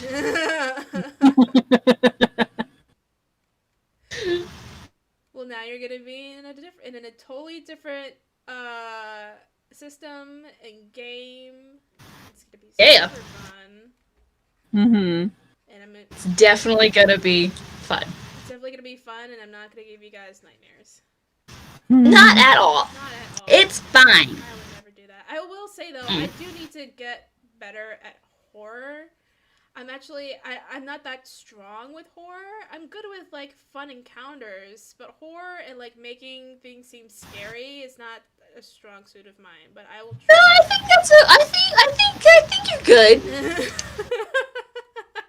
My personal opinion is I think you're fine. Would you like some help on how to describe certain No, scenarios? no, don't help her. No, don't do that. Oh no, try. No, you can't. Don't do it. I already have a friend that basically ran a Pathfinder campaign, but it was all horror. It was sea horror too. So it was all about endless deaths and unknown creatures, and it was absolutely batshit terrifying. Under the sea. Under the sea. Krakens will eat you. Yes, they'll fry you and eat you. That's under the sea. we haven't. How much is that percentage Great. again? We haven't explored 90% of the actual ocean. I'm Yeah, there's, like, 100% a good convinced there nine- is actually still mermaids out there. We just haven't found them yet. I agree. Yeah. For that very reason. Like, I there's agree. They're out there. they're definitely out there. They are 100% out there. Also, the fact that NASA started off as an ocean exploration. Yeah. And they like, thought Uh, space would be easier. Yeah. Like, they successfully explored a portion of the ocean, but after their first exploration of the ocean, they decided to switch gears and be like, no, we're gonna go to space now. Okay. Nope. Yeah, we're gonna Space. go the literal opposite direction. Like, what's that about, dude? What you see? Don't worry about it. Don't worry about it. We conducted an experiment to see how deep we can go in the ocean to see if it would match the levels of pressure in space. How did you know what pressure levels of space there was? I don't know. That's some science shit. No, that's some science stuff that I got no insight to. Even though most of my friends are like engineers. It just kind of gives me the vibe of, like, they saw something they were really scared of, and they're like, we need to get off this planet right Yeah, now. Like there's something that's They- going to come up of the depths and eat us in one. Yeah. So let's focus on the stars and try to colonize Mars or some shit like that. Yeah. H.P. Lovecraft was onto something. Yeah. Yeah. He was on something. He was on something. I don't know if I would necessarily call it onto something. He was on something. I mean, on something, onto something. Who knows? He's dead now. Yeah. Well, Yeah. you think he's dead. Or did he just go home? Just like Elvis. Yes! Oh my god, yes. Elvis is not dead. He just went home. He just went home. Oh my god! Oh god! I just realized there's going to be a whole generation of people that's not going to get this reference. Nope. Oh no. I feel so bad for them. Oh, why did you say that? Makes me sad now. I am constantly in the middle of, you're too old to understand my reference, and you're too young to understand my reference. Great! Dude, I'm gonna be 25 Yeah. next week, and I'm not okay with it. Yep. Try turning 27. Ryan's like, excuse you. like I can already hear him. Okay, sure. I mean- but I understand. I do understand that, because the definite quarter life crisis of, what am I doing with my life? Oh my god, what? I'm not ready! I'm not ready to be this 28th in old. December. Oh my god. I'm closer to 30 than either y'all. Yeah, I know. The idea of turning 30 is terrifying to me. I'm like, how? No, I cannot be closer to my 30s than I am to my teens. I am not fully fleshed out and as an adult yet to be closer to my 30s. Stop it! Yeah. I mean, Yeah, I think... apparently, Go ahead. apparently 30 is when you hit your metamorphosis, where you become the person you need to be. I don't know. I am like 7 different people. I'm a face painter, cosplayer, voice actress, artist, prop maker. How the hell is that supposed to metamorphosize into one thing? I never said metamorphosize into one thing. I said metamorphosize into the thing you need to be. Oh, so an eldritch monster I mean, Yes. I'm already there. that just has craft supplies on the end of each of its tentacles. You just get Yes. cramps every once in a while. That's fine. It's fine. Whatever body pains we currently experience, it'll just be amplified by tenfold. Oh god. This is why I've been going to a chiropractor since I was 4. I've never been to a chiropractor. Oh my god, I love my It chiropractor. sucks. It sucks. I love my chiropractor. Did yours suck? So I've only had experience with a chiropractor probably once. It was not fun. I don't think they were an actual chiropractor because it was during my time at the St. Regis Resort Spa Gawken for that 2-week summer program that they were running, which I was apparently the only person to attend. What? Yeah. That's not a great sign. That is creepy. That definitely doesn't sound like an actual chiropractor. Yeah. However, I did get to experience by myself the whole spa experience by myself without anybody with me, not even the program leaders. It was like, this is nice. I get a whole spa to myself. That actually does sound quite nice. Yeah. So, My chiropractor, though, I was once having these heart pains, like shooting pains in my heart. Like, I was like, am I having a heart attack at like 24? What is happening? What's going on? So I went to my chiropractor and he was like, oh, your rib is out. What? He was able to adjust it and put it back in place. I was like, oh my God, I thought I was dying and my rib was just out. And so yeah, I love my chiropractor very, very much. I didn't even know that was possible. Yep. Mm-hmm. what? He's like, you can do this thing where you take the thumbs at the edge of your, at the bottom of your ribs and you kind of move them towards each other. And if they don't perfectly line up, your ribs are out. Oh my god. I'm checking that now. That is like magic. That is. Yeah. Now, do you have to do the thumbs towards each other in the middle, on the front, or the back? She's At the front. extending herself out. Okay. Yeah. Yes.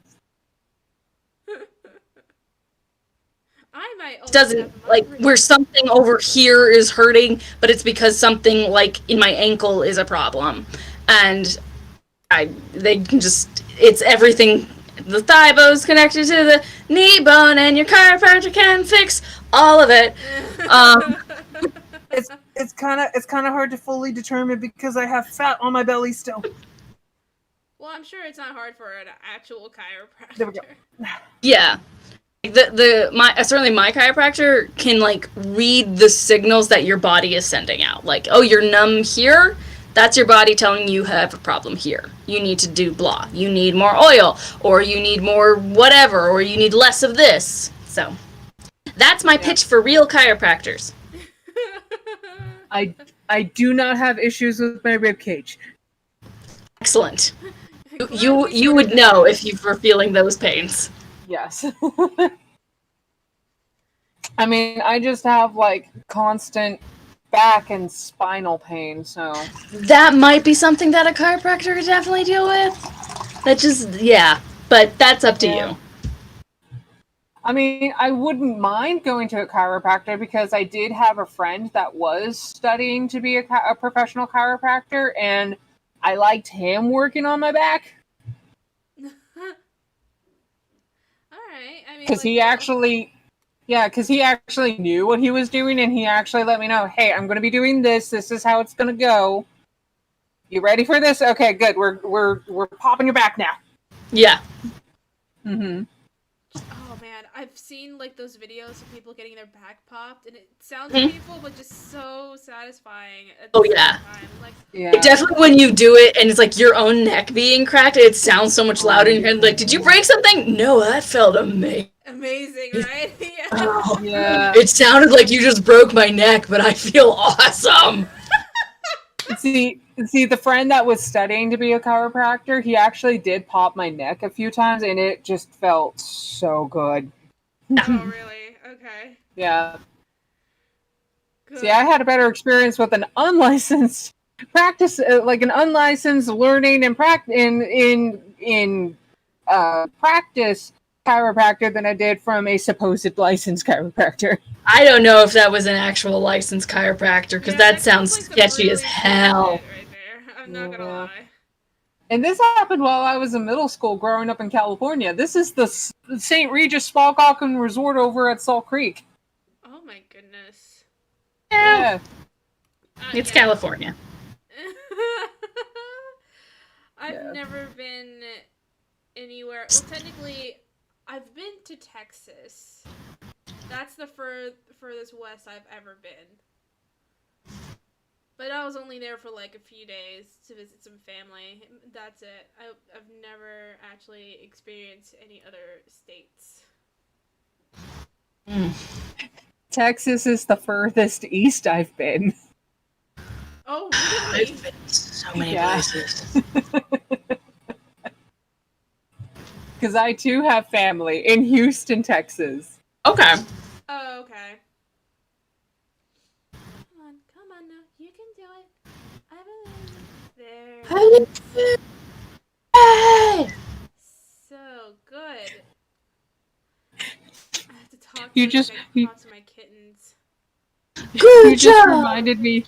You just reminded me of Dory from Finding Nemo when she first finds the baby. Come here, little fella! Come here! I shall name him Squishy, and he shall be mine. Come here, Squishy. Come here. Like I was wondering if Sam was going to take that like sort of route when she was introduced to Belle, the talking border collie. Yeah. I was wondering, it was like, is she gonna try to coax this little dog, and then the dog's just gonna be like, so. I mean-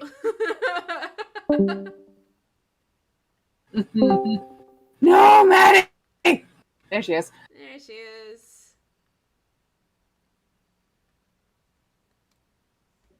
There you are. I'm back. Yeah. Sam to Belle. Yeah, I heard that. Belle, what are you doing out here? Get on inside. Belle just walks in like she owns the place. Like, sup. You got Belle owns the town. This is my joint now. Have fun. No, got jerky. Y'all got jerky. Belle loves her jerky. Yeah, that's something we established as like definite lore. She loves jerky. Yep. Well, who Oh, doesn't? wait, no, that Jerky's was her- awesome. That like as her one of her things for the meddling kid, that was basically her Scooby snack. So she got, Oh, she Yes. got like a +1 to like the next roll, whatever roll she had. Every time she ate. Oh, the Scooby wow. snack. That's amazing. That's fun. Is it possible to stack that for every piece of jerky she's had? We'll see.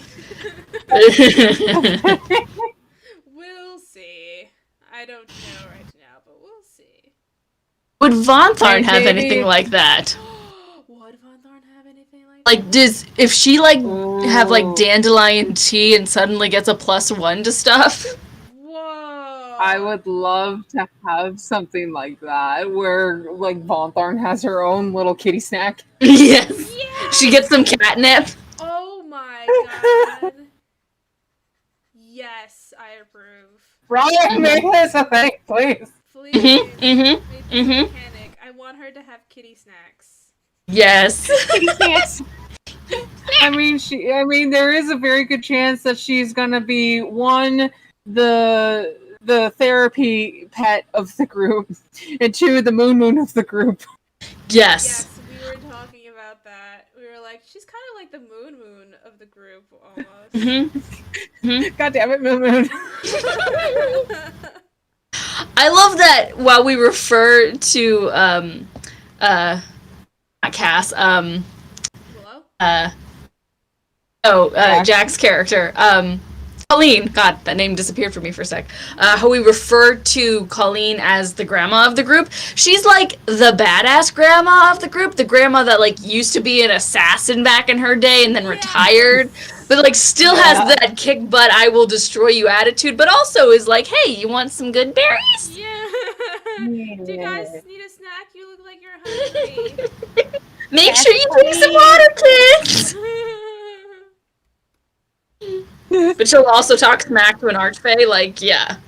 Oh my god. Yep. Again, I watched back that scene and I was like, wait a minute, what do you mean you gave her the ability to stop a calamity?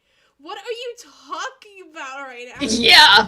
Like, What are you planning, Ryan? You gave one Firbolg, like, lineage the ability to stop a calamity and you couldn't even ensure their safety? we are the calamity. That's just bad deityism.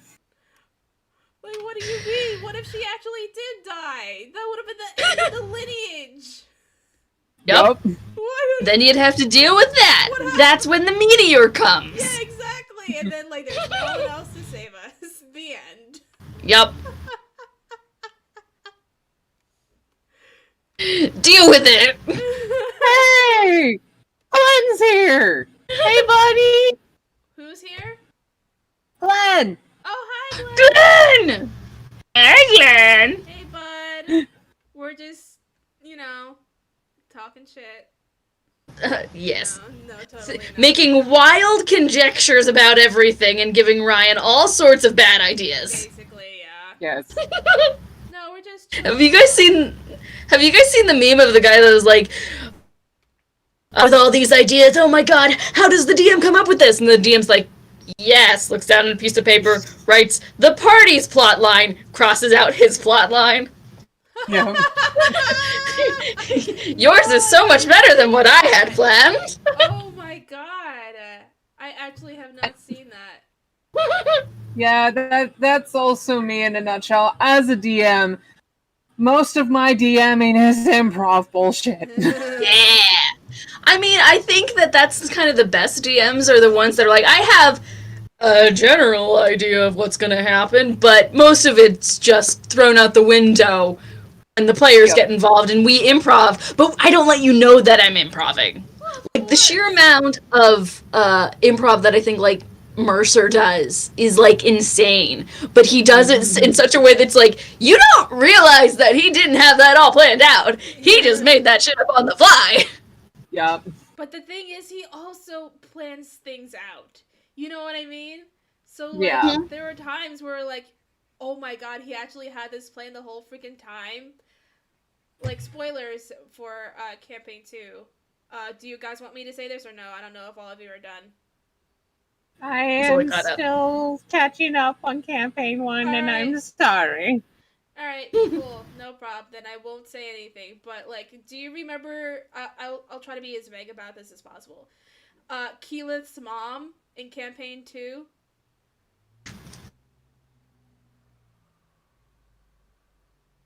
Do y'all remember that? Are you talking to me? Because I already know what you're talking about. Yes, I'm talking to you. Oh, yeah, totally. Have we had that planned the whole freaking time?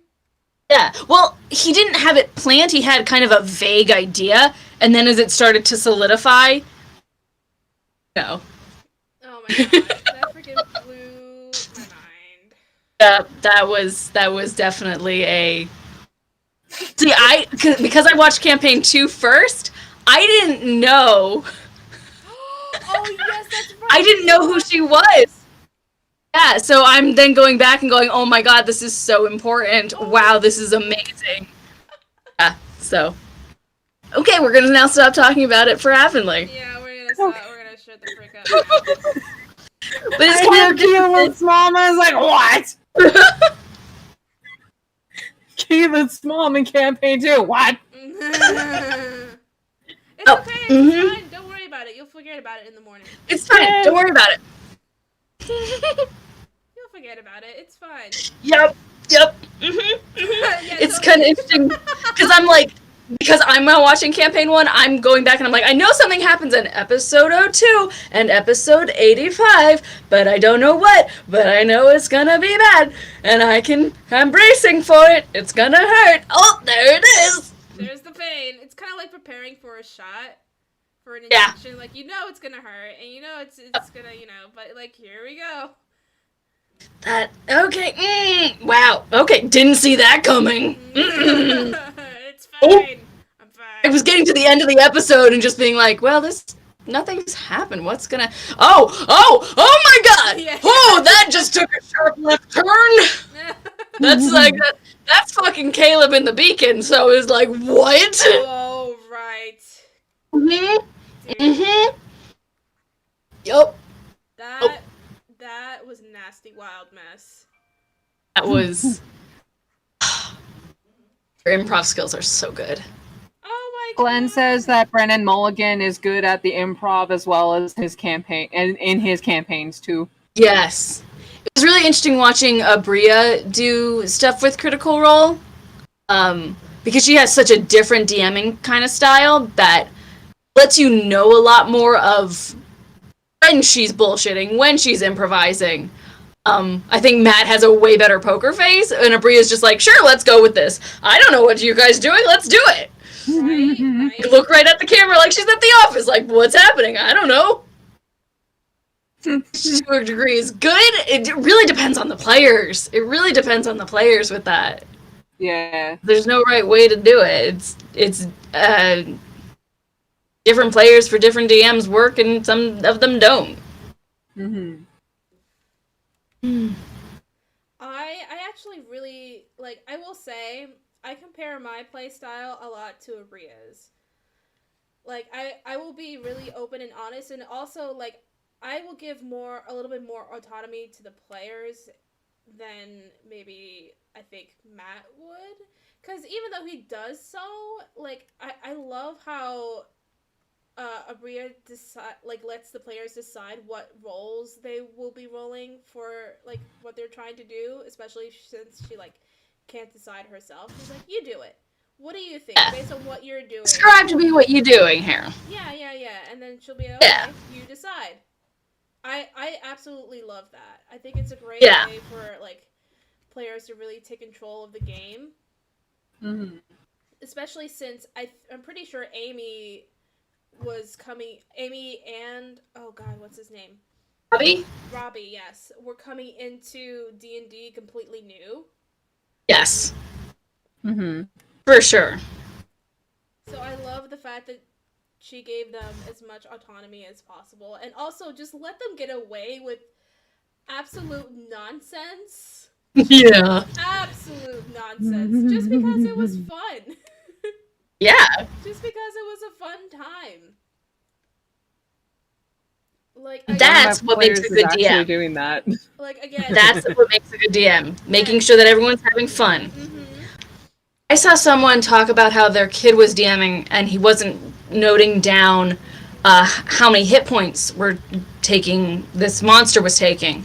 And he asked, hey, how do you know when they've defeated it if you don't take down the hit points? And he said, they take it down when it's no longer fun to be fighting anymore. That's when they win. That's so smart. I know. So it's like not worrying about the numbers or the stats or stuff. It's just doing it for the fun of it, which you can get away with in like personal on one-on-one games that are just not on the internet. I understand that Matt has so many eyes on him that he has to be exact with every single rule, otherwise people will come after him on Twitter, and which is terrible, and I hate that happens to him. Yeah. It's just he has to be very strict about the rules. Yeah. But it's like when you're playing for fun, it doesn't matter what the rules are. It's all in your head. Uh-huh. No one's going to punish you for not following this rule. Uh-huh.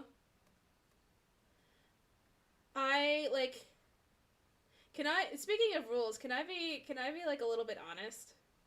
Yeah. So you know how like I make the joke that Esmeralda hasn't gotten her wings yet? Yeah. That's totally a decision on my part. I could have bamfed out her wings at any point since the beginning of this campaign. Oh, okay. She's ASMR. She's an angel person. Yeah, she's an ASMR. So technically, they're born with the wings. Mm-hmm. So like, but I just decided it's not as fun for her to just be born with wings. I like. Yeah, no, she should earn them. She should earn them in some Yes. sort of way. So I dig that. But now, every time she's pouty about it, like I make the joke in my head, like you'll get it someday, sweetie. I think that's great. You gotta earn your wings. Uh-huh. Gotta find some bells and just start ringing them. Oh god, what if Esmeralda and Vonthorn get their wings at the same time? Oh my god, that would be We're gonna have to wing-proof the tavern, like put bubble wrap on the ceiling. It's like all padded on the top. These babies, they keep hitting the ceiling fan. It's like that scene from Campaign 1 with Vex on the broom. Yep. Oh my god. That was too fucking funny. Okay.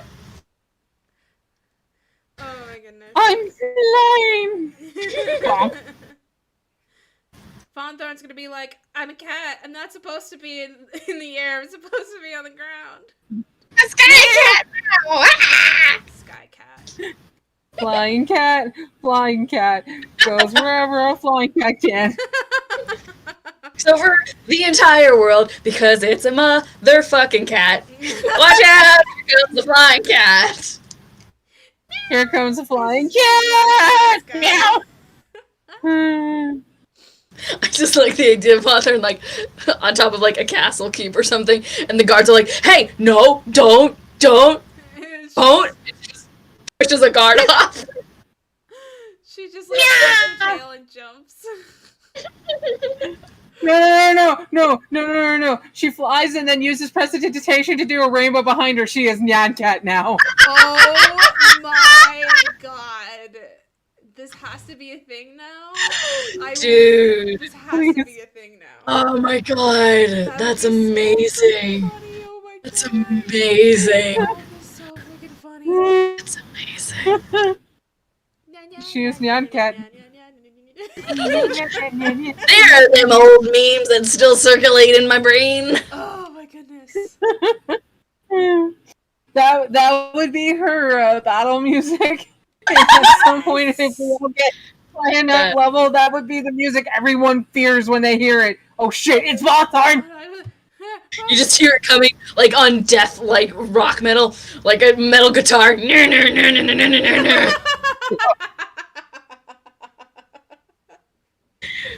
god. The first time I ever heard that song. Death metal now. Yes. It's over. The very first time I ever heard that song, someone was playing it at a convention on like a violin, and it was so epic that I love that song now. I'm like, that's so cool! The rest of the songs annoys people, but I think it's really cool! Oh my gosh. That is cool. Yeah. Cat metal. I can't get it out of my head now. I can't get the thought of that out of my head now. What would Esmeralda's battle music be?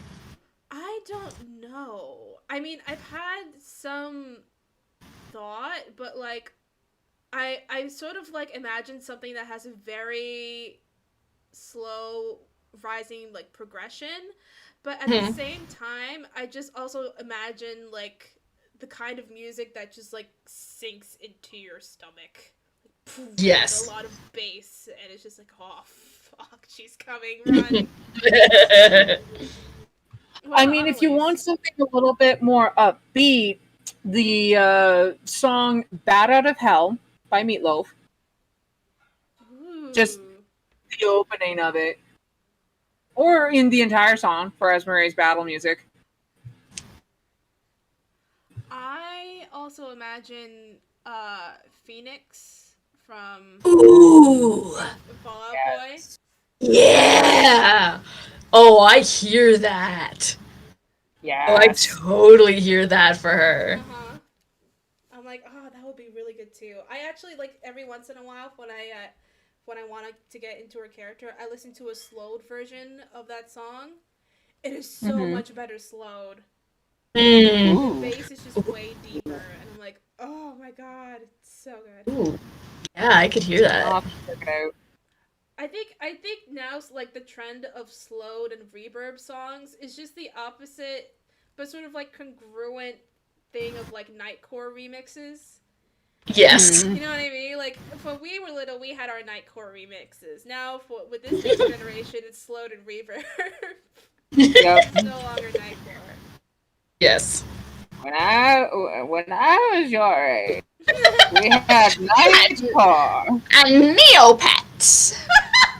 And you better feed your goddamn Tamagotchi. Oh my god, Yes. I forgot about Neopets. Oh yeah. or your Digimon if you had the Digimon version of Tamagotchi. Oh goodness. How many times did you get Digimon. the theme song stuck in your head? Oh, I love that theme song. Digital Monsters, Digimon are the champions. Oh my god. Absolutely. All the time. I didn't even watch it. That was that my much. gateway anime. It was the very first anime that I got into. It opened the floodgates after that. What was my very first anime? I think my very first anime probably technically was Yu-Gi-Oh, but I still think Inuyasha still has my heart as the very first anime. Yeah. Yeah. What The about you? original Izukai. For me, it was Pokemon and Sailor Moon as my first animes. Yep. However, I didn't first really understand the concept of anime until about 5th grade when I was introduced to Inuyasha. Yes. Yes. Because when I was introduced to Sailor Moon and Pokemon, I was in preschool and 1st grade. So I was still like not really internalizing certain things. Uh-huh.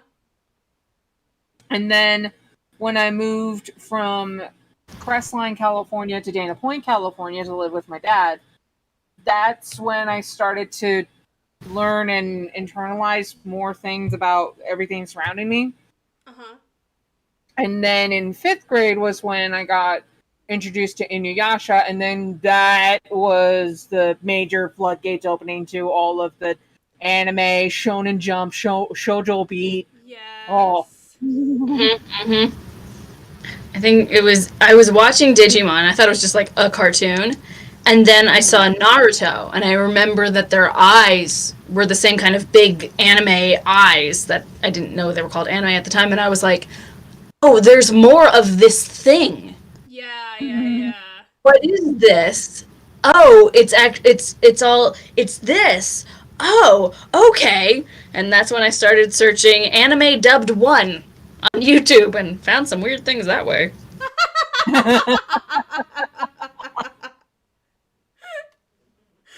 Oh, God.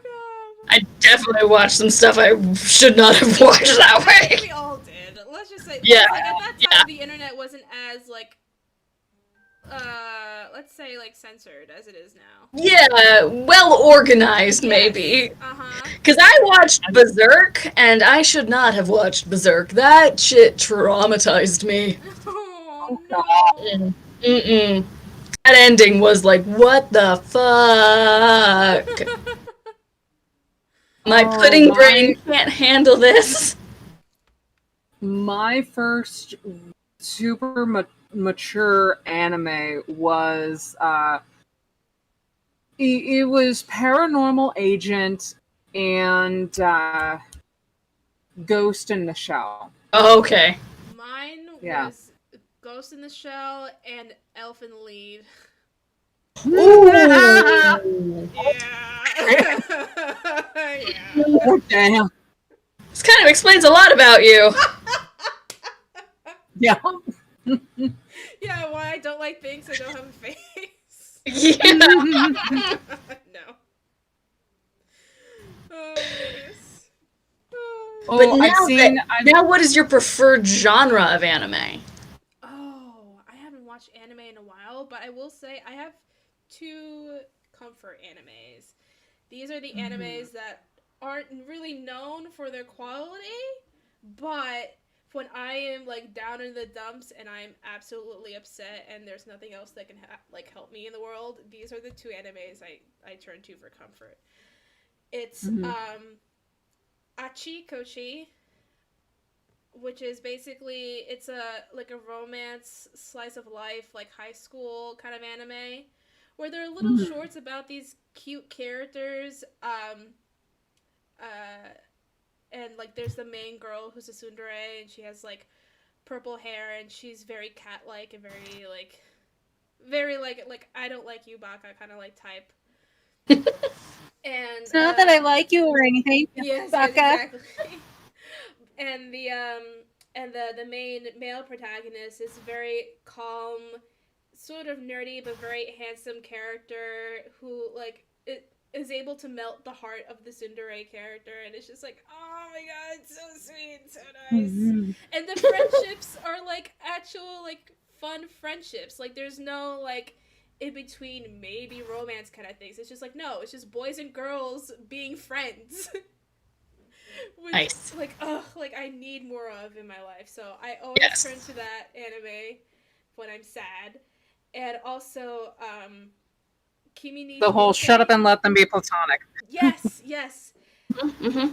and Kimi Todoke, which is an anime about a girl who looks like the girl from The Ring, and people keep running away from her and mistaking her for like the girl in The Ring, and like calling her like a bad name that means like ghost or spirit or something. But she's actually meant to be. Her name means like light spirited or something like that, and like she's not. She's afraid of making friendships, even though she really tries. And the main male protagonist is the only one that sees her and accepts her and doesn't see her in this awful way. And it's because of him she is inspired to go out and make new friends and talk to people and be open with people. And then she makes natural friendships with other people who are also outcasts. Oh, That's so sweet. So sweet. It's so comforting. And I'm like, ugh. If the world is exploding outside, these will be the things that keep me warm at night. Right? These are the things that make me go, aw, and that's it. Like, I don't even have to think about plot or anything. Like, I love those two. Yes. That's sweet. one anime I think you'll like is Princess Cialis, and it is about a princess who gets kidnapped by a demon king. But she takes her imprisonment as an opportunity to take the best vacation ever, so she can catch up on her sleep. Oh, I've heard of that one. Yes. I'm like, oh, that sounds so nice. Yeah, and each episode is just her little adventure on trying to find a new way to get the best amount of sleep that she can get. Dude, see, now that's a fantasy world. That's the one I like about D&D. It's just like, of course, like in a fantasy world, I get 6 to 8 hours of sleep naturally without any interruption. Right? And I'm fully rested. Yes. Like, wow. Wait, here's the actual name: Sleepy Princess in the Demon Castle. There we go. Oh, okay. Or One of my Mojo favorite comfort the- animes is Princess Tutu. Oh, yes! Oh my god, it is so good. And I think the first half of the show sets it up so you think that it's going to be pretty generic, like, this is the main love interest, this is the main villain, they're going to fight, she's going to win, blah, blah, blah. And then halfway through, everything gets twisted on its head, and it's just so much better, and the character development is great, and the dancing is beautiful, and it's just, it's so good. It's so good. I like a little bitch at the end of that series. Yes. Well, what happened with me, I got to the end of that series, and I was like, oh, that's the end? No, I can't have that. I immediately went and read fan fiction for it, and the very first one I read was the perfect Princess Tutu wrap-up continuation fan fiction. Like, it had chapter art, it was beautiful, everyone was in character, it all still fit the theme. So in my mind, that's how the show actually ends, but nothing else I ever find is canon to that. So I'm like, always like, God, but that's such a better ending. Aww. So much better. Right? I might need that.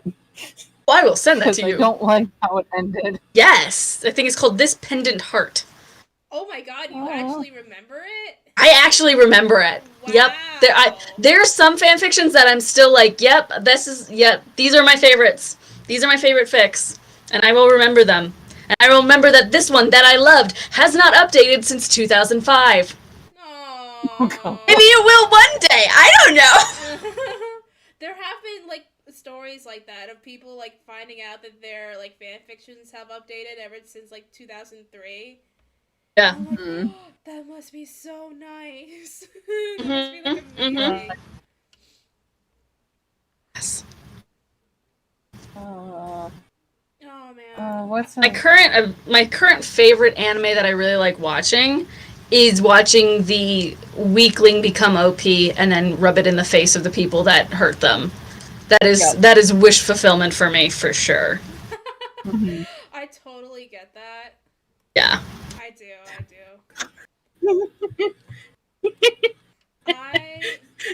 Oh, what? Oh, Glenn just posted in the chat after hearing us talk about the Sleepy Princess and the Demon Castle, and she turns the monsters into pillows, blankets, and more. That is amazing. That is I amazing. love that. Like, wow, you're a big monster. You're very fuzzy. You'll be very soft. I really want to check So, out. Blanket the takes ancient out Magnus- giant scissors. It was Ancient Magnus's Bride. I need to watch Oh, that. is that the one with the weird skull faced Yes. thing? Yes. Yeah, because I watched that. That was fun. That was good. I just Had some good character development. I just like I don't know because is the character is like the main female protagonist like underage? I guess. I don't know.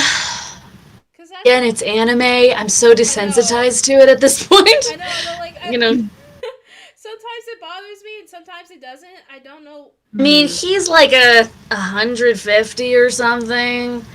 He's a demon. I think she's of age, but barely. Oh, okay. He buys her. Yeah. Yeah. Like it sounds. You know, it's good, like- But then, like, once you actually talk about it, sometimes I'm like, "Are you sure? Are you sure?" Yeah, you know, it's so romantic. He bought her. It's just like, oh. Wow. When you describe anime, people think you're crazy. Yeah. Describing anime to Gen Z is so much fun. Oh my god. Right. I can't describe Oh, and- Dungeons and Dragons to my dad, who's a boomer. Like, he comes up to me My every mom time tries I so play- hard. He comes up to me every time I play D&D. He's like, "Are you playing a game?" And I was like, "Yep." And he's like, "Are you winning?" He asked me every time. He asked me, "Are you winning?" And I'm like, "Yes, father. Yes, I am." The very first time I came back from my very first time I ever played D&D, I was talking to my mom and she was like, "So, how'd it go? Did you win?" And I'm like, "Yes, Mom, I won D&D." She was like, "Oh, good." I'm like, you try I think- so hard, and I I think- love you so much for trying so hard to understand how weird I am. I know. Like, and she think the is way- very weird. She has gone to like anime expos with me and gone to conventions with me, and she just loves looking at all the costumes. But she's not in it. She admires it, but she's not in it. She doesn't understand. The best way to win at D&D is to not die. Yep. Basically, yeah. Yep. That's how you lose, is when you die. Yep. I mean, Okay, so Glenn just said two things. One, he can hardly hear Liz. And two, when it comes to the Magus Bride, the main girl is 16 years old.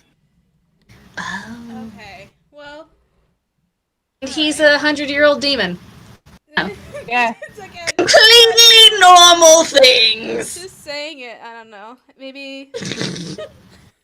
I may or may not check it out. We'll see what happens. Yeah. Again, the aesthetics are great. I love Oh, yeah. the way that it looks, and it's so pretty.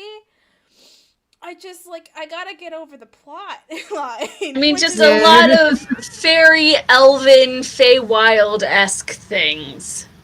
Mm-hmm. I know. It's it's so So. weird to think about you know how you had characters that you absolutely fangirled over when you were in middle Yes. school, but doing it Yep. now as an adult feels weird. Yeah. I shipped Spike and Buffy hardcore when I was younger, and now I went back and rewatched the final 2 seasons. I'm like, this isn't a good relationship. Why did I ship this so hard? This is toxic as hell. Yeah, I mean, Buffy would have definitely been somewhat, like barely somewhat better off with Angel. Somewhat, but I still think Angel is better off with Cordelia. But it's just either way, Angel never gets a happy ending. It's fine.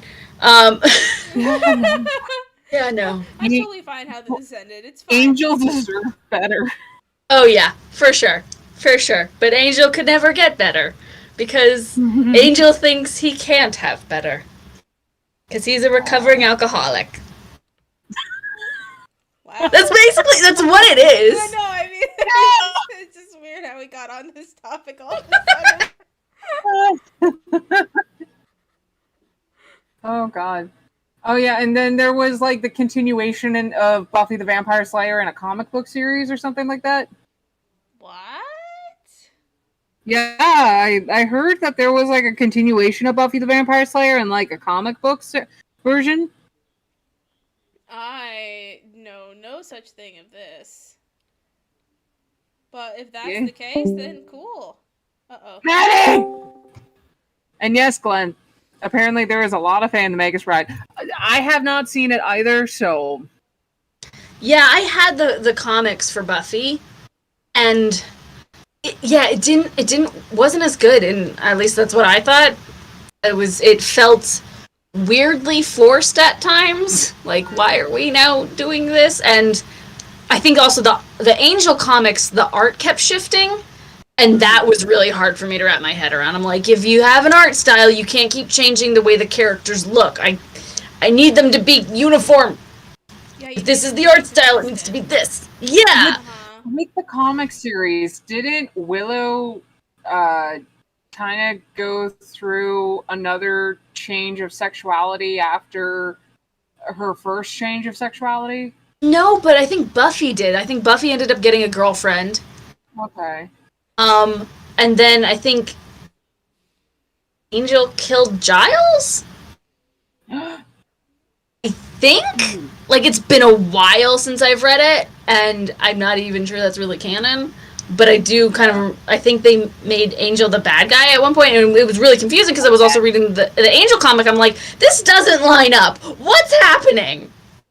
There's no way Angel would do this. This doesn't. Especially after getting his soul back. Yeah, getting his soul back, doing everything with Connor, with with everybody, with Angel Investigation. He did just what? No, this makes no sense. What? Angel would not be doing this. Not my Angel. Not my Angel. Oh my god, speaking of which, who else is excited for season 2 of Good Omens? Oh, yes! I'm so hyped. I cannot even. Like, I never thought we were going to get a season 2. I was like, this is it. This is it. And we're getting a season 2. And I am so excited and terrified because it's like my expectations are going to be so high. The show either needs to start or be living together on the South Downs. If that's not what happens, I'm going to throw a fit. That has been theorized for so long that is what Aziraphale and Crowley end up doing together. And if that doesn't happen, I'm going to be really upset. Yeah, someone's going to have their limbs lost. Yes, so it either needs to start with that or it needs to end with it. What streaming service is Good Omens on? Amazon Prime. Okay. Good. I can catch up. Yes. I mean, it's 6 episodes. They're brilliant. It's beautiful. Michael Sheen and David Tennant are awesome. It kind of has Hitchhiker Guide to the Galaxy kind of vibes. It's just so good. It's a very good show, and I did not think that it was going to get a season 2. Well, And I'm so happy. especially- Because there's been rumors about it for so long. Yeah. I especially didn't think it was going to happen because it ended the way the book ended.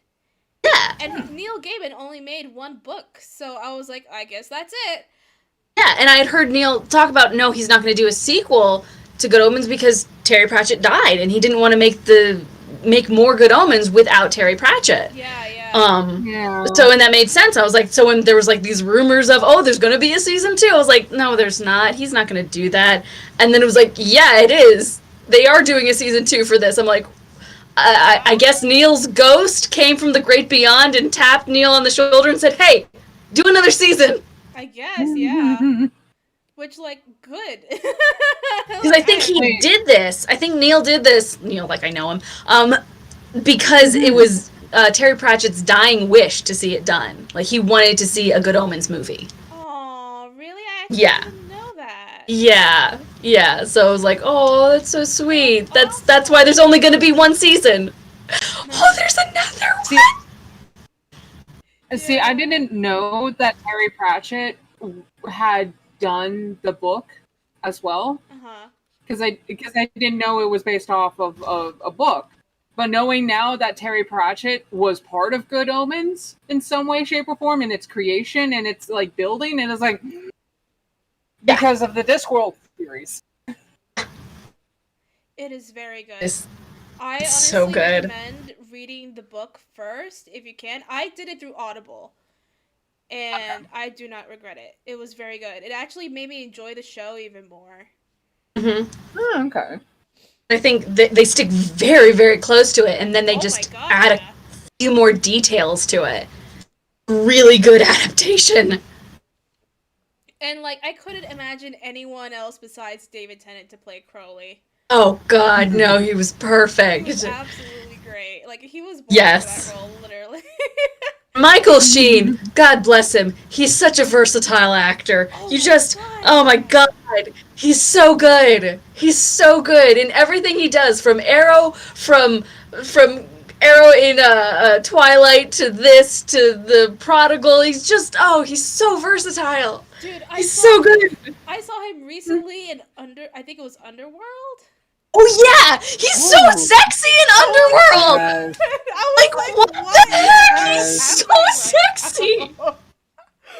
Dude. Never expected. The Underworld. I was like, wait a minute, is that Michael Sheen? Because I've never actually seen the movie before. Yes. And then Absolutely.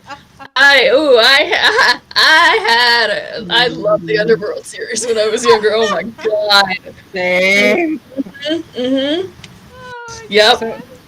So one of my mutuals actually does a really good Michael Corvin cosplay when he's in his monster form. Really? Yeah. Oh, that must look so awesome. No, I just love how the screen is frozen on your face right now. Oh, I can't even see it. Hold on.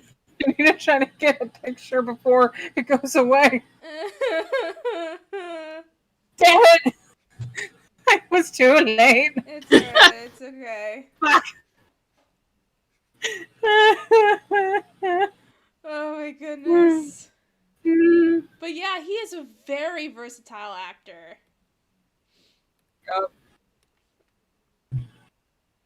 Incredible. So but it was so weird because I just couldn't at one point I couldn't get Aziraphale out of my head, but I was thinking like he's so good in this. But every once in a while, like when they really look into his face, I'm like, there's Aziraphale being freaking weird right now. What are you wearing? Aziraphale's in cosplay. Yeah, I guess he absolutely would. I think he would totally get into that genre. Aziraphale discovered cosplay, and there's no. Once you get into cosplay, there's no other play. Oh my God, yeah. And then Crowley was the one who invented hentai. Oh God! Like, come on. Like, you can't tell me that's not what would have It would have been Crowley. It would have been Crowley, absolutely. Would have been Crowley. Is Maddie just having a heart attack right now? Oh. Yes. Because I was like, I wonder what can be done with these tentacles.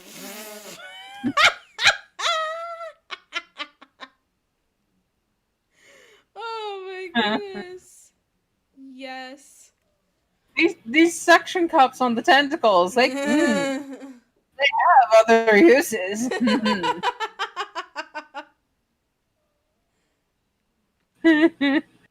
Oh my goodness. But I really want to see if I can pull off, I think her name is Emephaba. The witch. I think her name is Emephaba. I can't remember. She's the one that plays the witch that holds the book. Maddie, if you're talking, I can't hear you. I hear her. That's weird.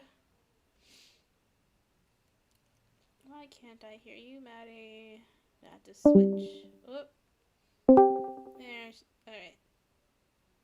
So Glenn apparently read the Buffy the Vampire Slayer comics, and even he says that they're different.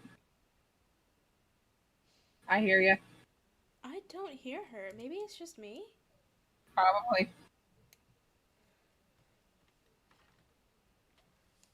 Hold I on. mean, you have a pretty dramatic crown out of all of us. I am the drama. There we go. I am the drama. There we go. Now I can hear and see you all. Yay. Yes, that character's name is Anathema. Anathema. I just didn't Yes. pronounce it correctly. You would rock an Anathema cosplay. You would look so good as that, and then I would duet you as my Aziraphale cosplay. Oh my god, don't tempt me. Yeah. I made an Aziraphale cosplay No. early 2020, It was and I so was good. all I ready saw it on to go Instagram. take that. Yep. I was so ready to take that to a convention, and then boom! More conventions. Yeah. COVID. So I have not had a chance to take that beautiful cosplay out anywhere. So if you decided to do some stuff as Anathema, I would for sure, definitely duet you and do some stuff like that. Oh, speaking of which, I'm thinking of making a second TikTok account. Really? Because I swear to God, I'm shadow banned. I have to be. With the number of followers I have to the number of views, I'm like, is it me?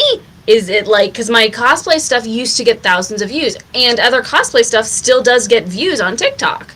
So I'm like, maybe I just need to make a new account, call it Madi to the Max cosplay, and just start over.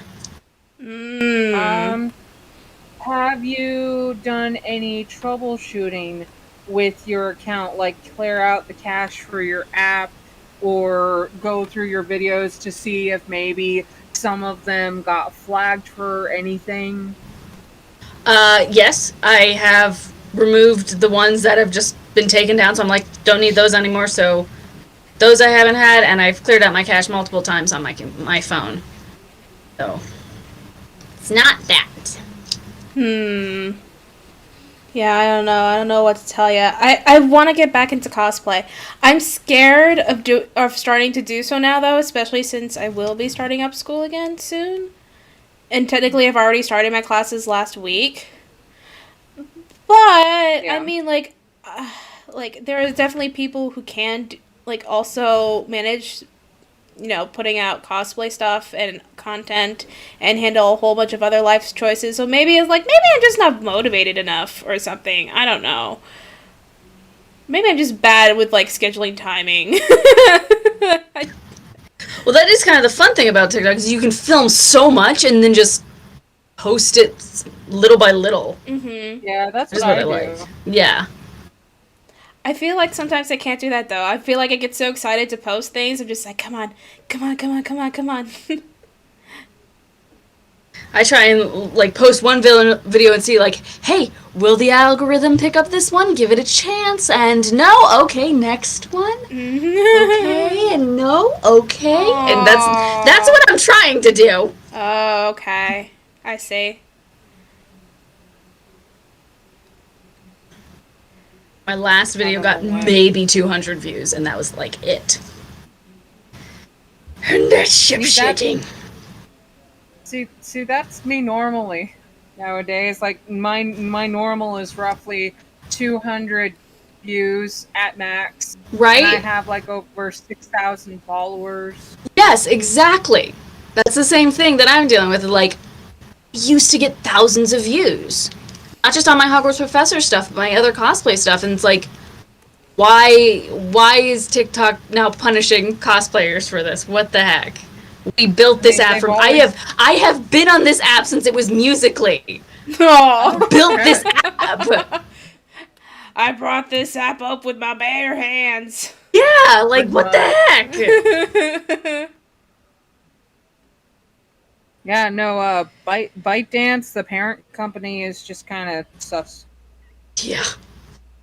I mean, Fair. TikTok is sus too. Well, thank but goodness, that's another story. Remember when we almost got TikTok banned off of from the US? Yeah. Yeah. That was freaking wild, man. That was the thing, but I was like, Right. well, if it does, fine, something else will come up. I mean, TikTok was the replacement for Vine, so it was like, okay, Yeah. if that doesn't happen, Yeah. we'll get something else. It's not going to take that long. No, it's not Yeah. gonna take that long. But I thought it was I mean- like just like crazy. That I mean, I can was even a understand wanting thing. to protect the privacy of the citizens from another country. That, to a degree, definitely makes sense. Mhm. Like, I feel like there's better ways to do it than just straight up, no, you can't have this app here. Yeah, seriously, I agree. Right. VPN services got a boost in business. That's for Oh sure. yeah. Definitely.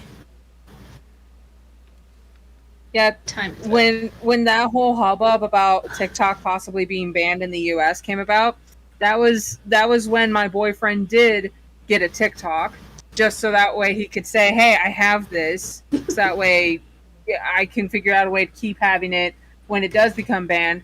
But then when it stopped being under threat of banning, he got rid of it. And throughout that time, he did not follow me. Oh. I just found it interesting that everybody, like, when that wasn't the news of the banning, it was, man, TikTok really sucks. Look, it's not doing good with this algorithm. It's not being helpful to its creators. And then the banning rumors start going around, and it's like, no, TikTok is wonderful. TikTok is my family. TikTok is my job. And then it goes away, and they're all like, TikTok, man, it sucks. Yeah. Yep. It's an app. Other things will come up. Calm down. Also, there are And if plenty of other nothing else, there's platforms still too. YouTube. Yeah, there's still YouTube. There's still Instagram. There's still so Yeah. many other options. New things come up. I think the thing I would have been sad about was, like, losing the connections to, like, Hogwarts professors, but this was, like, right when it was starting to really die. Or not become as popular. And I was like, oh man, I'm gonna lose these friends that I'm never connected with around the world. And then soon after that, Ryan reached out to me to join this, and I was like, oh, okay, I'll be fine. All right, it's all good. I don't have to worry It's okay. about it. And I reached- I can contact them other ways now. And then I reached out to you last week and be like, "Hey, you want to join this Hogwarts professor storyline?" Yes. that I'm part of?" I still need to figure out what the heck I'm doing with that. I have not done anything with that. I'm tempted to bring my Hogwarts professor, or at least like Hogwarts character, back, just because like I will say I bought a wand from Ryan O'Ryan. Ooh. I bought one of his wands, and I'm like, oh my god, it's so pretty. Now I want to use it with a character again, and I'm like, oh man, what do I do though? Do I bring Did you this have an in? OC? I thought you just played Morgana. No, I did have an OC. But like the videos for her totally flopped. And I got sad, and then I was like, well, I guess I'm not doing that ever again.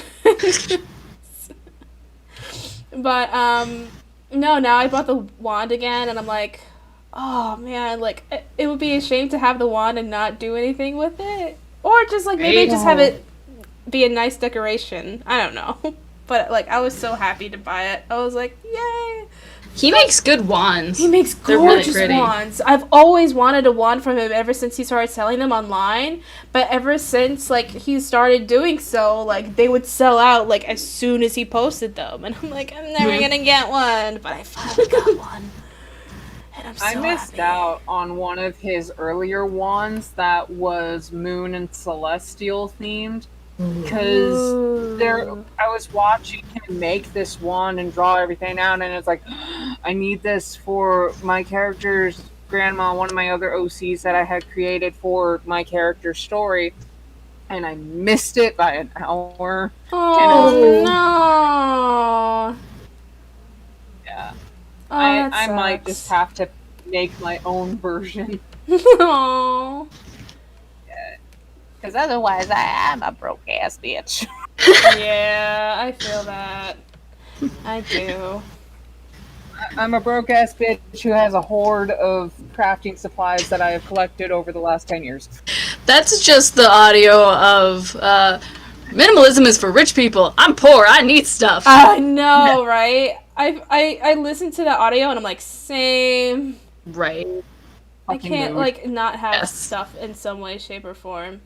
Mm-hmm. Mm-hmm. My Amazon wish list is huge. Spirit Halloween, take me away. I know, right? Just like going right back to Spirit Halloween. No, just go to the Spirit Halloween warehouse there. You should not have told me that. Say that? Why did you say that to me? I mean, Why did you? who said I wanted to go there on my own? Oh my god, field trip. Yes. I'm Road so trip down to for this. wherever Spirit Halloween headquarters is at. Yes. Kick in the door. Give me all your Now my- corsets. I'm home. You're all my bitches now. Look at me. Look at me. I own Spirit Halloween now. I am the captain. Yes. Oh my god. Where are we at time-wise? We're at 9:40, so do we want to do 10 more minutes? Sure. Sure. We should start wrapping it up because I'm starting to get hungry. Yeah, sure. And again, normally our streams are not like this, guys. We do play D&D 90% of the time. It's just that today we had to do this, and that's okay. Because we like talking to each other. We do like talking Yes. to each other. Do like talking to each other. We like hanging out and shooting the shit and And having chaos. It's chaos. Glorious, glorious chaos. Yes. Let's see. So, in these last 10 minutes, what should we talk about for our characters? Oh my god. I think I don't know actually. I'm very curious as to like more of Annalise's backstory, especially when it comes to like the Twin Spire Isles. Like you throw in these little hints and like little things and I'm like, what is she saying? What is she trying to tell me? Hey, Annalise, I spy with my little eye something red. Is it my hair? No, smaller. Is it this bloody wound in my gut? What the heck? No, holy crap! Is it this magical red button? Push. The world explodes. I just found this magic red button. I'm gonna decide to press it to see Push. what happens. I wanted. Totally There's adorable. 2 pictures like I have in my head that I'm like, oh, I really want to draw these moments, which is like the last high five between Naaman and Annalise as they were running past each other. Like I want to draw that moment, and then the moment of her falling to her knees, screaming in pain like Luffy. Oh. Like I want to like have those two like shut. Yeah, it's good. No, it's bad. And I want to draw her coming in with the lampshade on her head. Oh my Like, just god. like, yeah. Please. Oh my god, and the tail swishing behind her. Yeah. Yo, Oh my goodness, that would I'm be so surprised funny. Ryan didn't have her come in with a leg lamp. She is the leg lamp. She is the leg Yes. lamp. Oh my god, that would be so great. Yes. Now I want to draw that. Right? I'm like, I should do that while I'm listening to Critical Role. I should really do that. How close are you to finishing? I just started episode 85. Yeah, so they just finished the fight with Raishand, Oh. and then they buried the remains at whatever that place was. Dude, how amazing was that move with Keyleth? Dude, falling out of her chair. She fell out of her chair. I was like, same. That was amazing. Like, girl, yes, get it. It's like the probability of that was wild, but she did it. Yep. I was like, yes. I jumped. I was like, oh my god. I mean, it's kind of up there with Laura Bailey and a cupcake. So Yes. those 2 things are friggin' awesome. That cupcake thing was insane. I was like, no.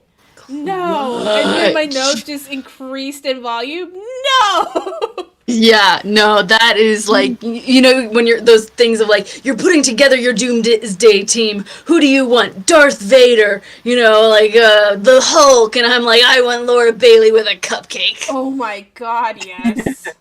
Yes. Laura Bailey with a cupcake. Like, who wouldn't want Laura Bailey on any team that, like, whatever the circumstances are? Like, yes, I want Laura Bailey. Laura Bailey, especially if she comes with Travis Willingham. I'm just saying. They are a set. I am okay. I am okay with getting the set. I especially want. Yep.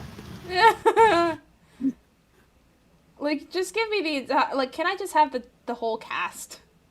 Mm-hmm. Oh, Liz, did you see the new statues that they just released for pre-order? The Vex and Vax. Yeah. They look amazing. Yeah, they put up figurines for Vex and Vax. And they look absolutely incredible. 2 more months and I can finally get my Ford figurine. I'm so excited. Oh my god, that's right. I remember you ordering that and you like telling me how excited you were. I was like, that's so cute. Be like, yeah, I ordered it at the beginning of the year and it comes in October, I think. So, Hopefully. Fingers crossed. 2 more months now. You're almost there. You waited this long. At least you know when your Critical Role stuff is coming in. I'm still waiting on Legend of Vox Machina stuff from when they did their Kickstarter to come in. Oh, Should really? be soon because I've seen other people getting them, so I was sure you got yours already.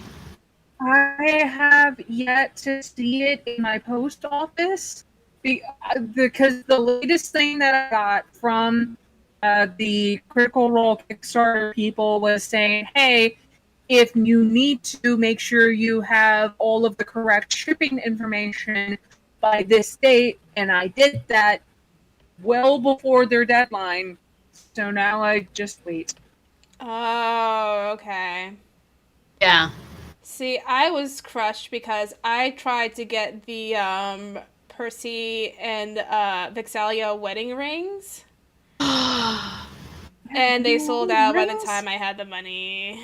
Yeah. Oh, I was so sad. I was like, no. Well, apparently they just had a comic that was for Free Comic Book Day that I didn't know about until, like, today. I know, I'm right? like, oh, I really want to read this. Where can I get it? You can only get it in a comic book store on August 14th. I'm like, damn it. Come on, some critters. Come on, post pictures, please. I want to read this Seriously, thing. I want to read this so freaking bad. Nope. Somebody has to have a video of the comic, please. Please. I know, right? Please. Share the love. Those rings are so pretty. I know, right? Aren't they amazing? Oh, Aren't they incredible? love it. Does Annalise have freckles? Yes, she does, That's what I but was they're blue. thinking. I was like, I'm pretty sure she Blue has freckles. Yeah. So I'll do that real quick. And then by the time I'm done with the freckles, we should be done with the stream. Yeah. Yeah. But this was super fun. Sorry, go ahead. No, this has been super fun to just hang out and chill with you guys. I really needed this. Like, I had a really crappy few days. And so I was so, like, I need my Saturday. You know what I mean? Yes, absolutely. I need my time with my gals and, of course, Ryan. Definitely had that where it's like, I am doing really, really badly, but I have D&D to play. And D&D absolutely lifts me up so much. Mm-hmm. Yeah. Had it where Cass is like, you don't have to play if you're not feeling up to it. I'm like, no, you don't understand. I want to be someone else right now. Yeah. I need this. I need to be another character. Mm-hmm. This is great. Thank you. I need my escape. Mm-hmm. Do you still feel like you need to go over anything for the one-shot next week? Don't think so. I think I've pretty much got it, and if anything comes up, I will definitely ask you in-game, and you will correct me if I mess something up in-game, and we'll just roll with it. Yeah. 'Cause I think I've got this. Mm-hmm. Yeah.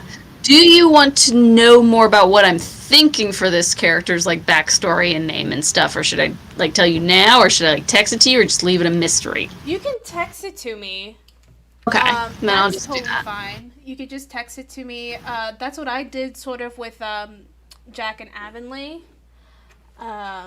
Cool. Let me save this real quick. Save. There we go. And seeing some of the new artwork that's been coming out for Vox Machina, the animated series. It's gonna be so good. Dude, I'm gonna cry. It's gonna be amazing. I am so interested to see the songs for Scanlan, because they're all original songs, because they're not doing any of the parody stuff, and seeing how they adapt this thing that was very much improv into something that's more streamlined, but still gets the same feel across. I'm so looking forward to that. Dude, so much. Right? I am also looking forward to it. Wish I could audition for that. Oh my god. Oh, I want to do voices for like season 2, please. Dude, that would be incredible. That'd be Just so to good. be able to voice some of the NPCs at least. Yes. Please. Uh-huh. Please. Absolutely. I want to know who's voicing Gilmore. Yes! Apparently it's not going to be Matt. So I'm like, who's voicing Gilmore? Voicing Gilmore? He's not voicing Gilmore.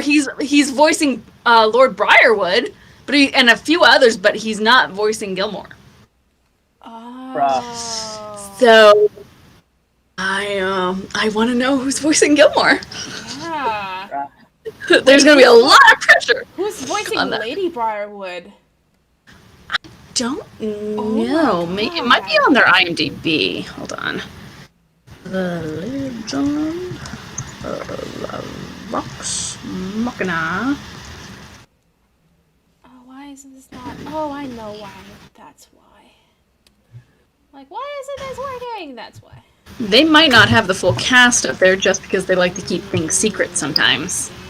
No, I want to know now. Right? I'm like, I want to know who's playing who, because they might. Give this information to me right now, right away. Right? I think they just have normal cast of the players. Okay. I don't think they have any other characters. Yep. No, they don't have any other characters revealed. Oh, boo. Oh well, I'm sure. I'll be happy and excited for it either way. This is kind of weird. So the full cast I'm looking at right now, everybody has that they are doing 13 episodes, except for Taliesin Jaffe. He's only in 12. What? Oh. Yeah, what 'cause the? What? What's that about? What is that about? I think that's because in first campaign, Spoilers. Taliesin's character came in a little bit later in the campaign before they started. Right. He that's wasn't right, there because- from the beginning. Right. He was like in his study, or he was in his lab or whatever. No, right. he was Because Taliesin was captured. out. He was still captured by the woman without the hand. What's her name? I thought they were starting the series at the Briarwood arc. I didn't think they were starting it Oh, at are the they? beginning of. Yeah, that's what I heard. Is that they were starting it with the Briarwood arc. Oh. I do remember at the beginning of the Briarwood arc, Percy was like, in his room for that episode because Taliesin was away and Matt didn't want to pilot him, so he just had him be in his laboratory doing his thing. That whole episode, so that might be why. Maybe. Either way, I'm gonna binge the shit out of that. Oh my god. So looking forward to it. Oh my goodness, yeah. Or at least if they go break ahead. it up into weekly episodes, just make sure to put time along the week. No, we are setting this time of this week to watch this episode. Should we watch it I together? didn't- Should we try to plan God. watching it together? It would be really fun. All of us get like popcorn and stuff. Right? Although I'm so much... I don't know if I could wait. No, you guys are ahead of me. So Yes. Maddie, you froze again. No! Alright, no, she's Okay. Okay. It was kind of like when Invincible was coming out. I didn't realize it was coming out every week, so I thought it was it's just like 4 episodes are out. I'm like, oh, that was the end of the series. That's weird. And then 6 weeks later, I was like, oh, there's more. Wow. Okay, I didn't realize it was doing it every week. Right. Alrighty. Well. Okay. Yeah, Maddie, I think you have the most sunlight out of all of us right now. Oh my god, yeah. On this part of the hemisphere. Yeah. It's hot here. How hot is it for you right now? 95. Oof. Ugh. Gross. Yeah, no. Another reason you should come to Idaho. It's a little bit cooler here. We're at We have much better trees. 81 degrees. We have a lot of trees in Pennsylvania, just saying. Yeah. Yeah. Beautiful. Oh, no, wait, we're cooling down a little bit. Now we're at 79 degrees. Oh boy. Oh, I love 70s, no more than 80s. That's the best time. Yeah. Best temperature, not time. Well, I guess you could say Y'all time. should come to Idaho. Speaking of time, I think now would be a great time to just end it for tonight, since I think this is pretty much our regular ending time. Everyone, please check out these lovely ladies and their content. The links are in the description below for their link trees.